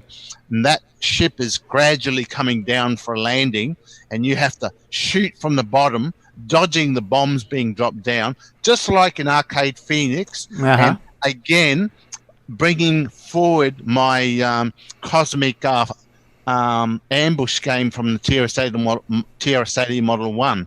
So I brought that idea. So in a way, it's like 2 games in one, really. Not a lot of people, apart from the crack of now that's out now, but not a lot of people back then saw the Wave 9, the mothership level. But the idea was that kill the alien, you've won the game. The game actually does end if you kill the the alien. So I thought, you've worked this hard to get through 9 waves of aliens, or eight waves of aliens. Let's give the people a bit of a reward. And I've done the same thing in Pop Star Pilot. You fly through 80 screens worth of graphics and all that. I figured, well, just to loop over back to the start and just play the whole thing again, you think, well, what was it all for? So I've made it so you do actually reach an end. So Pop Star Pilot, you can actually reach an end where you do get through Zone 5 and you see, well, I won't say, but you do see an end graphics type screen on that as well. So it's a bit of a reward that if you actually do make it, you do feel like you've achieved something. Of course, thanks to your idea about having it so that there were 4 zones, but you had to collect a certain number of bonuses in order to go into Zone 5. That just adds a bit more to the game, so that even though you've completed 4 zones, originally the game was going to be only four zones. Even though you've completed 4, well, you haven't won. You have to collect a certain number of bonuses in order to unlock Zone 5. So even if you've made it to the end of 5, if you haven't done the bonuses, go back and play it better. You've got to play it really good in order to enter Zone 5. And then get through Zone 5 and you see the final end credits. So, yeah, I really do like a game which doesn't just loop over at the end, but it gives you some sort of a reward. Hey, click on the game point, that little link on that. Does that link work? Yeah. Yeah, that was when in the US, a company called Game Point Software started selling my my software. Z89. Yeah, and Steve Bjork's games as well. Yeah. So that's when Z89 came out, and Bash, Mine Rescue from Steve Bjork, and at the same time, the guy also licensed my stuff, Donut Dilemma, Space Intruders, and Rupert Rhythm. Anyway, that's interesting. You're sharing the same billing with Steve Bjork. Yeah, that's right. Yeah, that's right. So cool. We're mates from way back. So if you go back to that. So after Space Intruders, I think what was my next project? Oh yeah, I then decided, well, let's get into a bit of hardware. So it's natural progression. That's right. Yeah. So I spent a couple of years with a friend of mine who was more into electronics, and between the two of us, we developed these video digitizers, and there was about 3 iterations of that till we got it right with the final version, which I then renamed to DigiScan. So yeah, they're the boxes, and we can just quickly whiz through that. We're only interested in games here anyway, so here's the Rascan video digitizer. That's the advert that the company that was selling my software, Game Point Software. They took on and started selling the digitizer as well. So I made a bit of a point and click interface. So I had a few versions of the driver software, and there was to be a third version, a version 2 there that I pictured, refined user interface. But I got tired of hardware at that point. I thought, I think that's enough. There's some of the pictures I was able to do. Vegemite. The Vegemite and the koala. The koala, the Vegemite eating koala. That's why they became extinct. But anyway, I thought, well, this hardware stuff is too much work. So I went back to doing software, and that's where Cosmic Ambush came in. And that's where I had the big idea to try, why don't I try and crack the US market? And I knew that the best way was to try to release a ROM cartridge. Yes. And I knew that the size had to be 32K, so I was trying to cram in this almost endless scrolling background, super smooth, fast-paced game in 32K of ROM cartridge. And then, of course, Tandy decided to drop the ball on the color computer, and well, the rest is history. Ah. Then I left the cocoa market at that point. I was just, I guess depressed that there was no more cocoa. That was it. The end of my life is done. But 10 years later, 1997, with the internet, I had a look at the cocoa market to see, where's the cocoa going now? Because I'd been out of the market. That's when I got more heavily into the Amiga. I decided to look and see where the cocoa had gone. And I discovered, I mainly discovered Sockmaster. That's when I first learned about Sockmaster. And I saw some of the stuff he'd done, the bouncing ball, all the other fancy demos. And I just got inspired. I thought, gee, this is really great stuff. And with the internet, got talking with him and got talking with the whole community. And I got interested. I got back into the cocoa. And I wrote Pac-Man as a return to cocoa video game. So Pac-Man, and that's it there. Yep, did the best I could at the time. Basically basing it on what I could see. There was no MAME at the time, so I couldn't just cheat by grabbing sound bites from the MAME. From an actual game playing or the graphics or anything. I had to actually sit in front of a Pac-Man machine and transcribe the graphics and the audio. I recorded the sound effects off a real Pac-Man, and then I sampled them on the Coco. Wow. And put them into the game that way. Whereas nowadays, of course, you can just look on the net and get WAV files and graphics and whatever. Yeah, that's pretty legit, though. Well, yeah, that's right. So it's the hard way of doing it, I guess, but it worked out. And Namco hasn't busted me yet. Yeah, right. I think that the number of sales wouldn't really interest them anyway. So, and I was packaging is good. Well, they're just floppy disks this time, but I made my own sleeves, custom printed. I had a color laser at work, so I printed the labels in color. Made my own floppy disk packaging. So yeah, Pac-Man sold all right. Yeah, very nice. Still $1 million short of being a millionaire, but anyway. Yeah, right. Then I decided to become a book author. So I decided, with all these people in the Coco community that I'd become in contact with via the internet, I thought, well, this might be good to do a book of interviews of famous Coco people. Right. And you can see the list there. Alan DeCock, Chet Simpson, Dale Lear, Dave Edson. So these people I sort of got in touch with via the internet and did interviews via the internet as well. Not voice ones, emails back and forth. So, yeah, Eric Cricklow, Eric Gavriluk, Greg Zumwalt, Jeremy Spiller, John Kowalski, and even our favorite Mark Siegel was there as well. Father of the color computer and the multiple layers of the gimme. So that's right. The one who's forgotten what his children actually have. But Rick Adams, legendary game designer Rick Adams. Did I actually? I spoke to Rick Adams. There you go. I forgot about that. Thank you. You're too kind. This one here, the Jeremy Spiller, he's the guy who did Xenix. On the right, go down a bit. The right-hand page is is from the Jeremy Spiller. He actually, I got in touch with him and I actually had him appear at PennFEST 2000. Okay. Which you will see later on my chronological history of what stupid things Nick has done. As we celebrate the life and times of Nick Marentes here. So. That's right.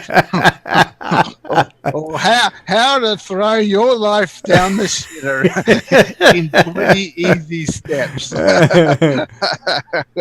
So yeah, go to the next project. Yes, that's right. And then Ron Bull. invited me to PennFEST '99. He said he'd cover a lot of my airfare, so he partially funded my airfare to That's nice. Pennsylvania, and as in return, I sort of helped him a bit there and did some organizing. But yeah, that's me with. Look over there, a kangaroo. Yeah, look at that! Look, that can't be me. His hair is black. That's right. Look over there, a kangaroo.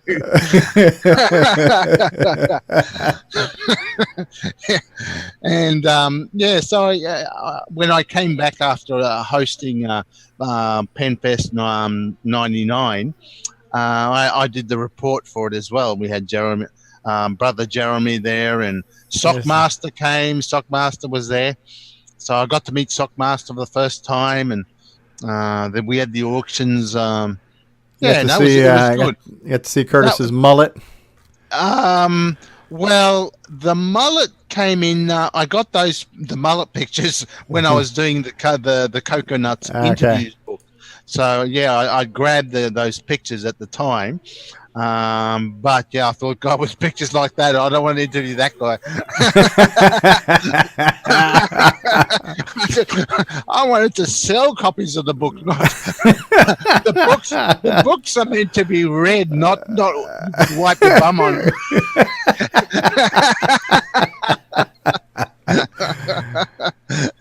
Anyway.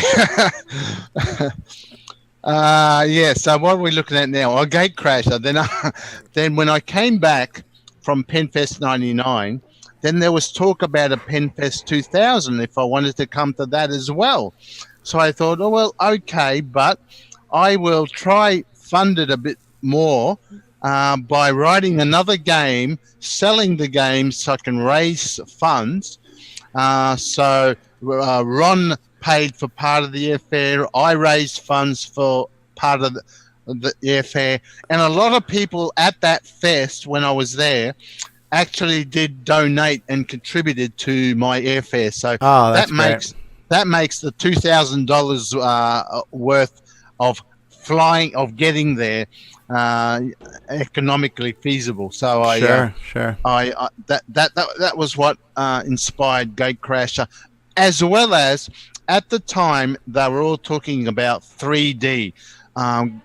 John Kowalski had proven that 3D graphics is possible on a Coco, and he did his Gloom demo.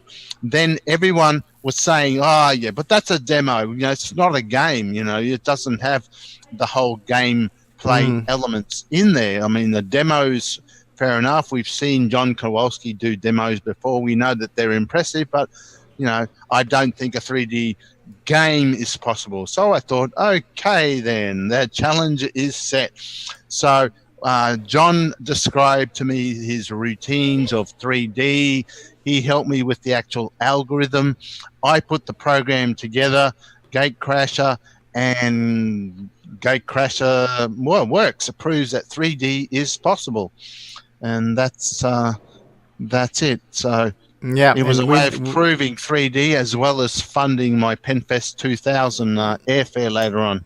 Yeah, Curtis had a couple comments here. He said that the mullet picture, he said you actually wanted to interview just his hair, but he refused. His hair wasn't very talkative. And he said everybody chipped in to send you the hell back home. Well, yeah, that might be true. That was a part of the strategy. Get there, and then the flight back could be self-funded by people trying to send me back. So yeah, there's the maps for Gatecrasher. So so I decided to give people the cheat codes effectively. Again, nice. With my tried and true custom floppy disk labels there as well. Yeah, looks good. So PennFEST 2000 was here we are, was the next thing, and that was where Gatecrasher was unveiled, I guess you could say. So again, when I came back to Australia, I did a report, and this time I had more involvement with the fest. So I did a lot of the organizing. I did all the show guides. I did all the schedule. I organised all the speeches, the timetable, everything there. Ron Bull organised the hotel accommodation, and basically getting all the physical stuff organised. So I got pictures in there. We had everyone come in early on the Saturday morning and set up all the decorations, because it was a 20th anniversary birthday bash. So it was a big birthday party, basically. So yeah. Brian Schubring, man, Brian's been around forever. Still playing music. Yeah. There's my waffle speech. Special guest, Jeremy. Yes, so we had. I'd managed to get 3 special guests there. Oh, there's Curtis. There's Curtis right there in the red There's T-shirt. Curtis. Well, he didn't have the full mullet. He had a partial mullet, but he was still a mullet. We had 3 special guests there. We had Jeremy Spiller, we had Mark Hawkins, and we had what's his name with the iOS 9? Kevin Darling. Kevin Darling there as well. So 3 very special guests. And Curtis Boyle. Oh my God, I'm right next to him. Jeez, I'm gonna have to scrub that.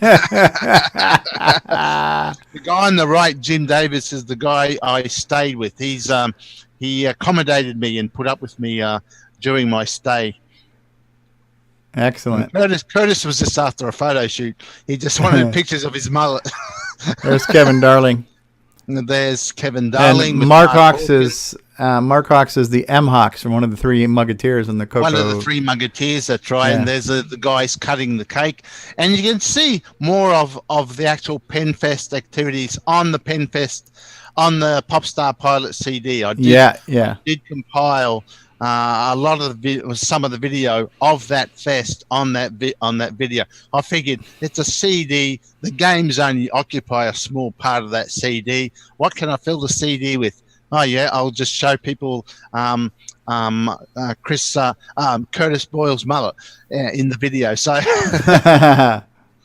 So what is this presentation here called "Time for Bjork" by Steve Sikor? One of the activities I organized the activities at PennFEST 2000, and one of the activities was there was a competition that was run before the fest by whoever can submit the best homemade original tune about the Coco.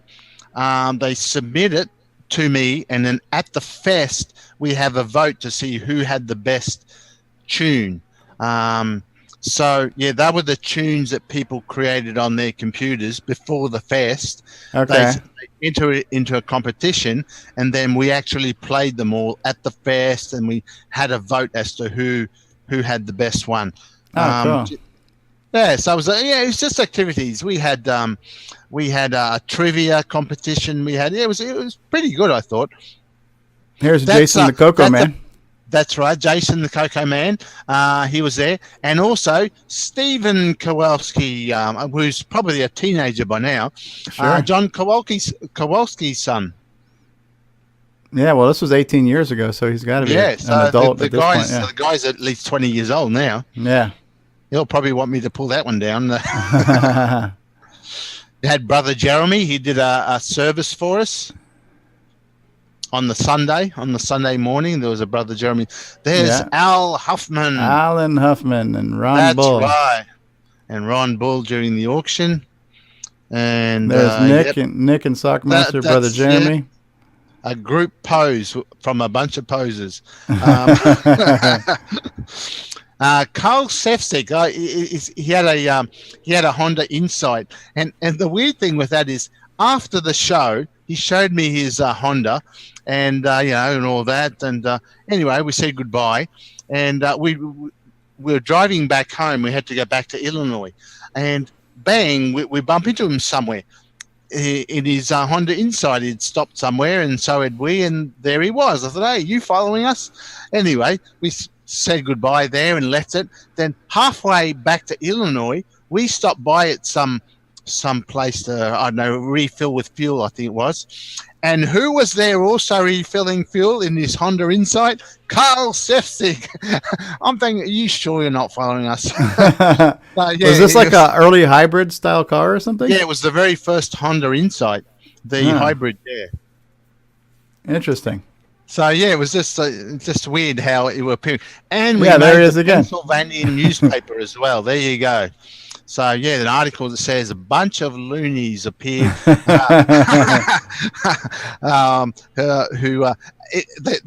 a cult group of computer users, idiots and crazy people. Yeah, it was a pretty good article. Yeah, so they wrote about us. Yeah, this is known as probably the most photographed event in Coco history. Everybody has pictures from PennFest. People who weren't there have pictures from PennFest 2000. Well, that's right, PennFest and video, and I put a fair bit of work into making it a birthday party with balloons and banners and everything. Yeah. Then I went back into hardware. Now, stupid. But the thing is, John Kowalski approached me and says he has an idea. He was prototyping a way of, let's cut to the chase and say pirating videos in order to get past the copy protection that was on videos. He had developed this thing called a Macrovision decoder. That's a code that was used in a lot of the videotapes to prevent copying. So he wanted to copy videotapes, so he developed this circuit. But as a byproduct of that, it also worked out as a way of creating digital wipe effects on video. When copying from one VCR to another, you can add a digital wipe effect. So I thought, well, that sounds good. How about we build a proper production version? Now, we didn't actually sell this package. I just built it more as a way of becoming friendly with Sockmaster. I'd met Sockmaster at the Coco Fest, so we thought, let's do this project together. And we both sort of came together, refined it. I wrote the software, he refined the hardware, and I built a circuit board and all that. So I didn't release it as a product, but if anyone wants to build one, all the plans and the schematics are there. But there's no real need to do it now because no one uses VCRs and that nowadays. So it's a bit obsolete. But that was just a project I did with John Kowalski. Yeah, it's neat. I'm trying to download the demo video right now. There was a link that says click here for a short demo video of DigiWiper in action. Oh, there was too, yeah. All right, I'll have to check that and see if the the demo video I didn't okay, I can check that. It's almost done downloading. I'll pull it up here in just a second. You're down. That's right. That was before YouTube as well. That's right. I had to download the videos then. Okay. DigiDemo.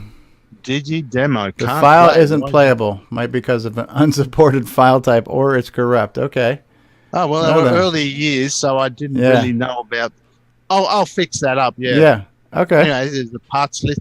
The one on the left is John Kowalski's prototype. Then I did a version of it. It was a prototype as well. And then I did the final... it only got to that stage anyway. It didn't get released. 4K Invaders. This was something that Al Huffman, he raised a competition suggestion about who can write a game in a 4K color basic TRS-80. I'd never used color basic. I always had extended. So I thought, okay, well, I can run an emulator, so I can set it up to be a 4K standard color basic computer, and this was my entry into his competition. Now he never finished that competition, so no one won, I guess. So I thought, well, why waste all that time? I made a page about it. So 4K Space Invaders, all written in BASIC, no machine language, and I think there might be a link to that. I don't know if I've got download. Oh, I do too. I've got a download of the game. I don't have a video. It's as a cassette file. So yeah, that's right. Well, it was only cassette. That's right. So maybe I should do a video of that at some point as well. But yeah, it was pretty good for 4K color basic. And mind you, 4K. I think BASIC by the time BASIC grabs the memory it wanted, it was only about 3K or 3.5K is all you had left. So, yeah, I really had to cram in all the graphics. So this is real Jim Gary material I was trying to encroach into. So anyway, I thought, well, I've written it, so let's at least make it available for anyone. Yeah, neat. Then I decided to there were some things I didn't like about Neutroid, and also Neutroid, because it was written in semi-graphics mode, didn't work on the Coco 3 properly. As we know, semi-graphics on the Coco 3 can be had minus all the text graphics, all the text components. So they didn't work correctly. I thought, well, I'm going to fix that once and for all. So I redid in my Neutroid 2, and as it was done in 2015. So I thought, well, there's a good name, Neutroid 2.015. Yeah, that's cool. I changed all the graphics to be all just graphics, no text. I did a few changes to the game, changed the title screen, and I don't know if there's a sample video down the bottom. I think there is a sample video of this. Game screen here. Download game. Download instructions here. Download YouTube video. Here we go. There's a video, but don't worry about the video. Oh, okay. For starters, you can see the score page when it comes up again. Yeah. The score at the top is not text anymore like it used to be. I actually redid the scoring display routine to use semi-graphics as well. So when it comes up, you'll see it. It is all graphics now. So that all works on the Coco 3. And I just did a few other little changes. They're all listed on that webpage.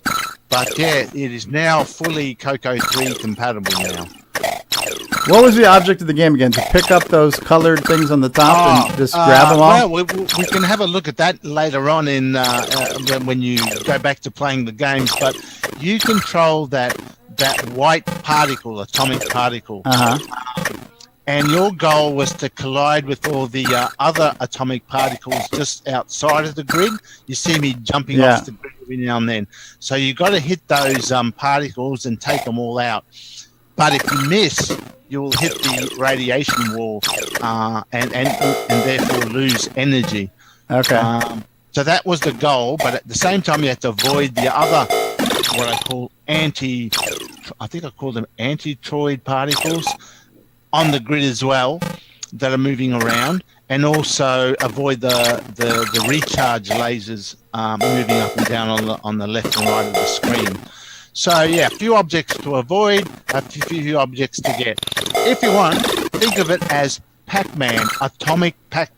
Okay, sure. Basically, you went around collecting all the dots, avoiding the enemy ghosts. And if you got an orange, you notice some of those particles are orange, not green.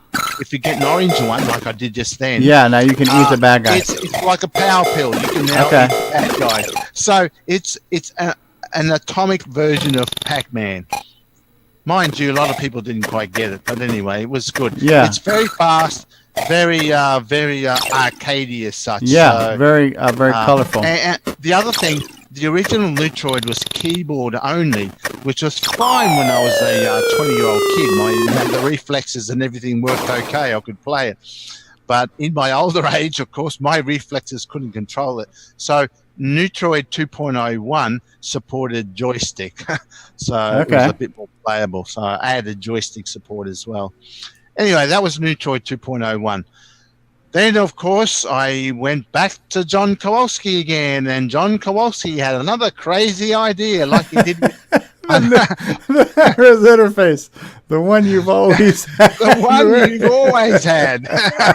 That's right. He said, look, I think I can do high res without any hardware at all. I said, yeah. Normally I would say you're bullshitting, but this was John Kowalski, and he is known to do the impossible. Yeah. So I worked with John, and he told me the theory, and I worked on some software and all that, and we got it going, and it worked. And this is the web page describing it. So yeah, that was my idea, to have the promo, the new high-res interface for the Tandy Color Computer 3, the one you've always had. Some people would look at that thing and think, gee, that's a big interface. And no, that's an empty table. So I go into all the details of what John had theorized about how to do it, and I go into a fair bit of detail on how it works. I even created 2 demos, just dummy mock-ups, with the hope of inspiring people to actually use the high-res interface in their programs. So I took the ColorMax program. I just did a screenshot and showed it on the color computer, and then I wrote a basic program. No, not a basic. This was machine language. The machine language used the machine language routines to just scribble on the screen, with the hope that Eric Gavriluk would modify his ColorMax to use the high-res interface, and he has. So you can now get ColorMax for the Coco 3, a version 1.1 or whatever he's called it, that actually uses the high-res software high-res interface. So it does work. The other thing down there was showing a file manager. No one's done that, but that used the thing as well. Also, I made it so it was a subroutine that you could use it from your basic programs. So from basic, you can call the software routine for reading high res, and then I used it as a demo program further down. If you look further down, I wrote a program, a basic little further down still. That's just going into all the technical details. Do I have the picture of the program there? Well, that's the machine code. Oh, okay. I thought I had a photo of the... You got the source code? And I've got the actual code there. Yeah, I wrote a sprite editor in BASIC that used the high-res interface. So just to demo how it can be done. And at the same time, I also highlighted, I think, something that I described in the next page, 225 scan lines. There it is. 225 scan lines in BASIC that I worked with Robert Galt with.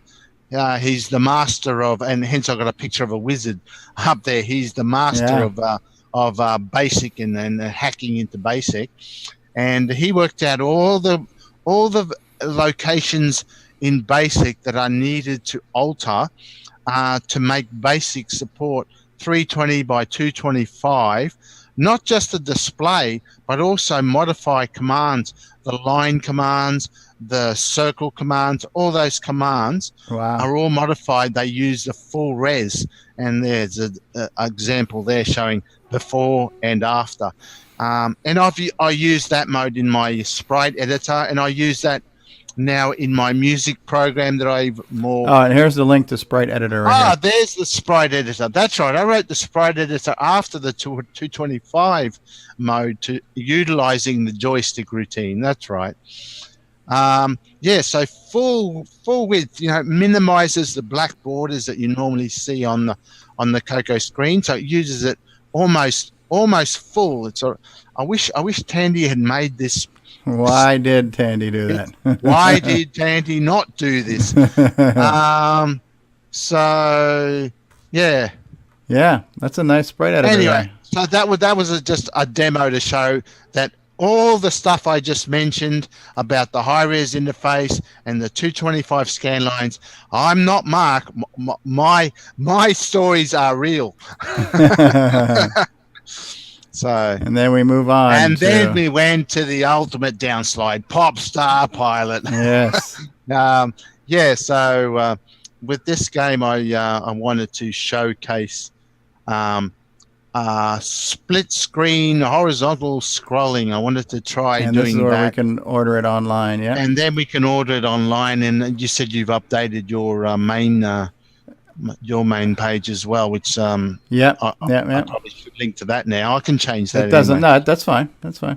All right, and this is a list of all the games that are on your CD. Well, they're all the games that are included on the CD. So that's what's that? 7 games. Yeah. Actually, it's more than that. I've got Neutroid 2 there, but I've also got Neutroid 2.015 on the CD as well. It's just that I had already created that graphic, and I thought I'm not going to change it. Yeah.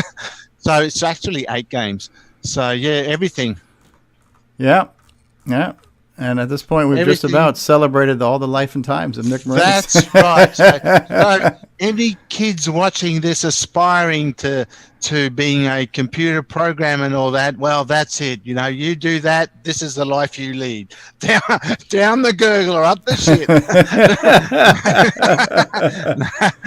And I'm still waiting to be a millionaire. Right. Who wants to be a millionaire? Is that your final answer? But in all honesty, though, it's been a fun ride. I mean, I may not be rich, but it's been good.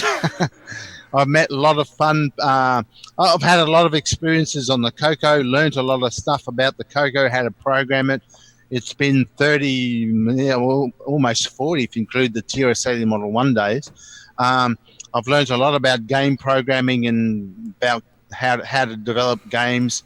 I've met a lot of people in the Coco community who now, have been supporting my work, and hopefully I've done my work is being appreciated by them all. But judging by the sales of Star Pilot, which is sold quite well, it shows that there is a community out there that is willing to support people who support them, I guess you could say.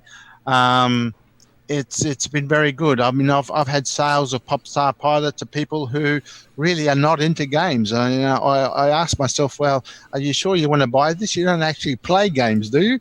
But they buy it because they figure, let's support another Coco programmer. He's pulled his hair enough, so let's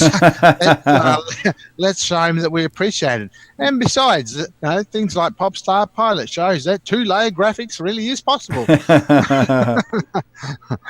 But so hence I keep going, and now I've got Gunstar. So yeah, we're all looking forward to that. Curtis says I've bought all of them on their original releases. I even bought Rascan. He's a mullet, so of course he's a mullet, true and true. He has.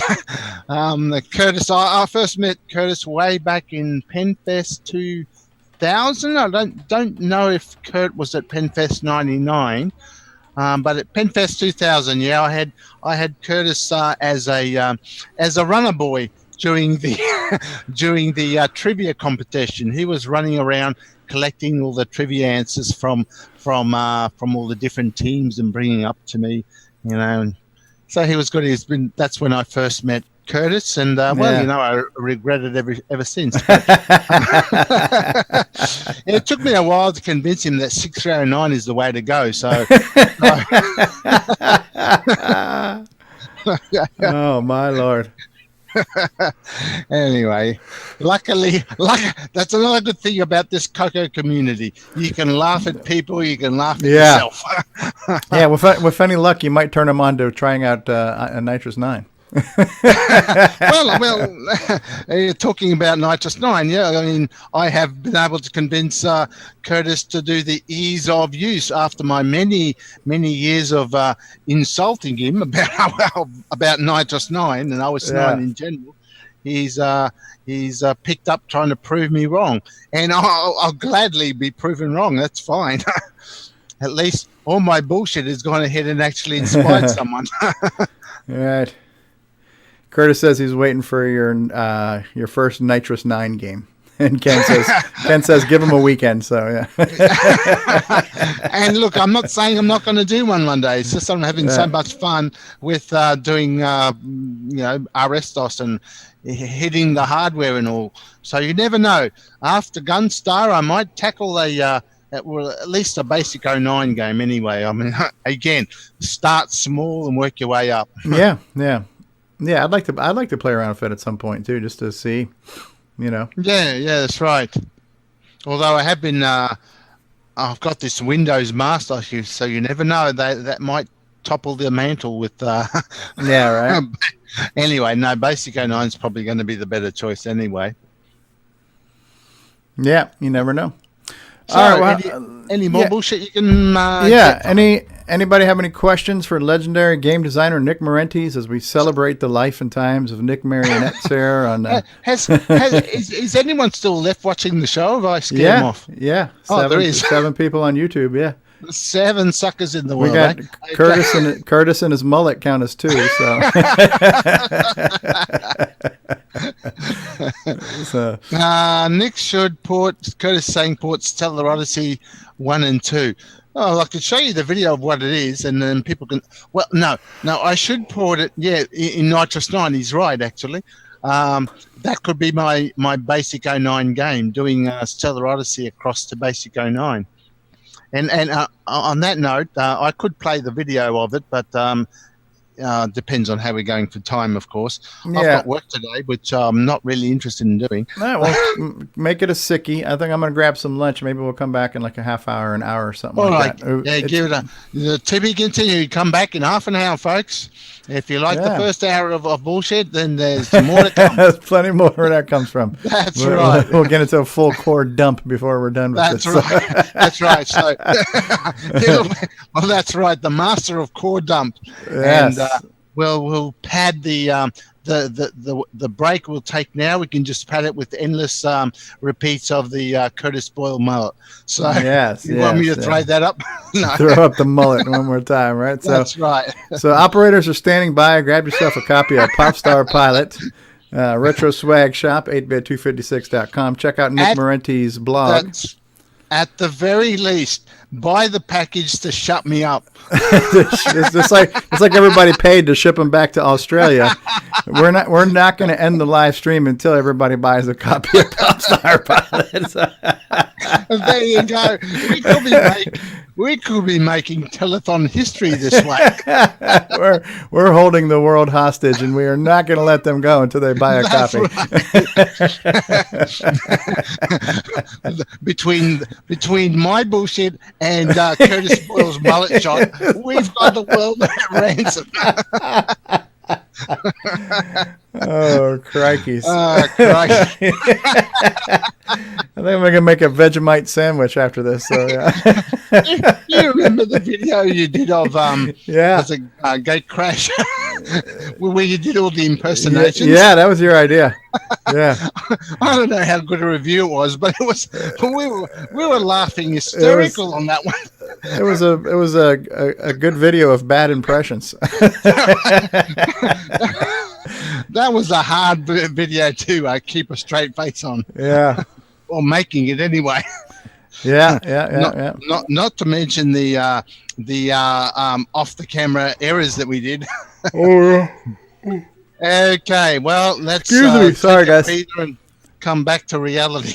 Yeah. Hello, awesome Mario brothers. How are you? All right, so we're going to take a little break, and we'll come back with the marathon. So head on over to nickmarentes.com and check out the life and times of Nick Marentes. And you can get a copy of Pop Star Pilot CD with his entire color computer game collection, including the PennFEST Curtis Boyle mullet video. Get to see Curtis gone wild. So, all right, we're gonna put a fork in this one right now. This is done. We'll be back in maybe a half hour after a little nutritional break. So, thank you, Nick Marentes, for being here. Thank you, Curtis. Thank you, Curtis's mullet.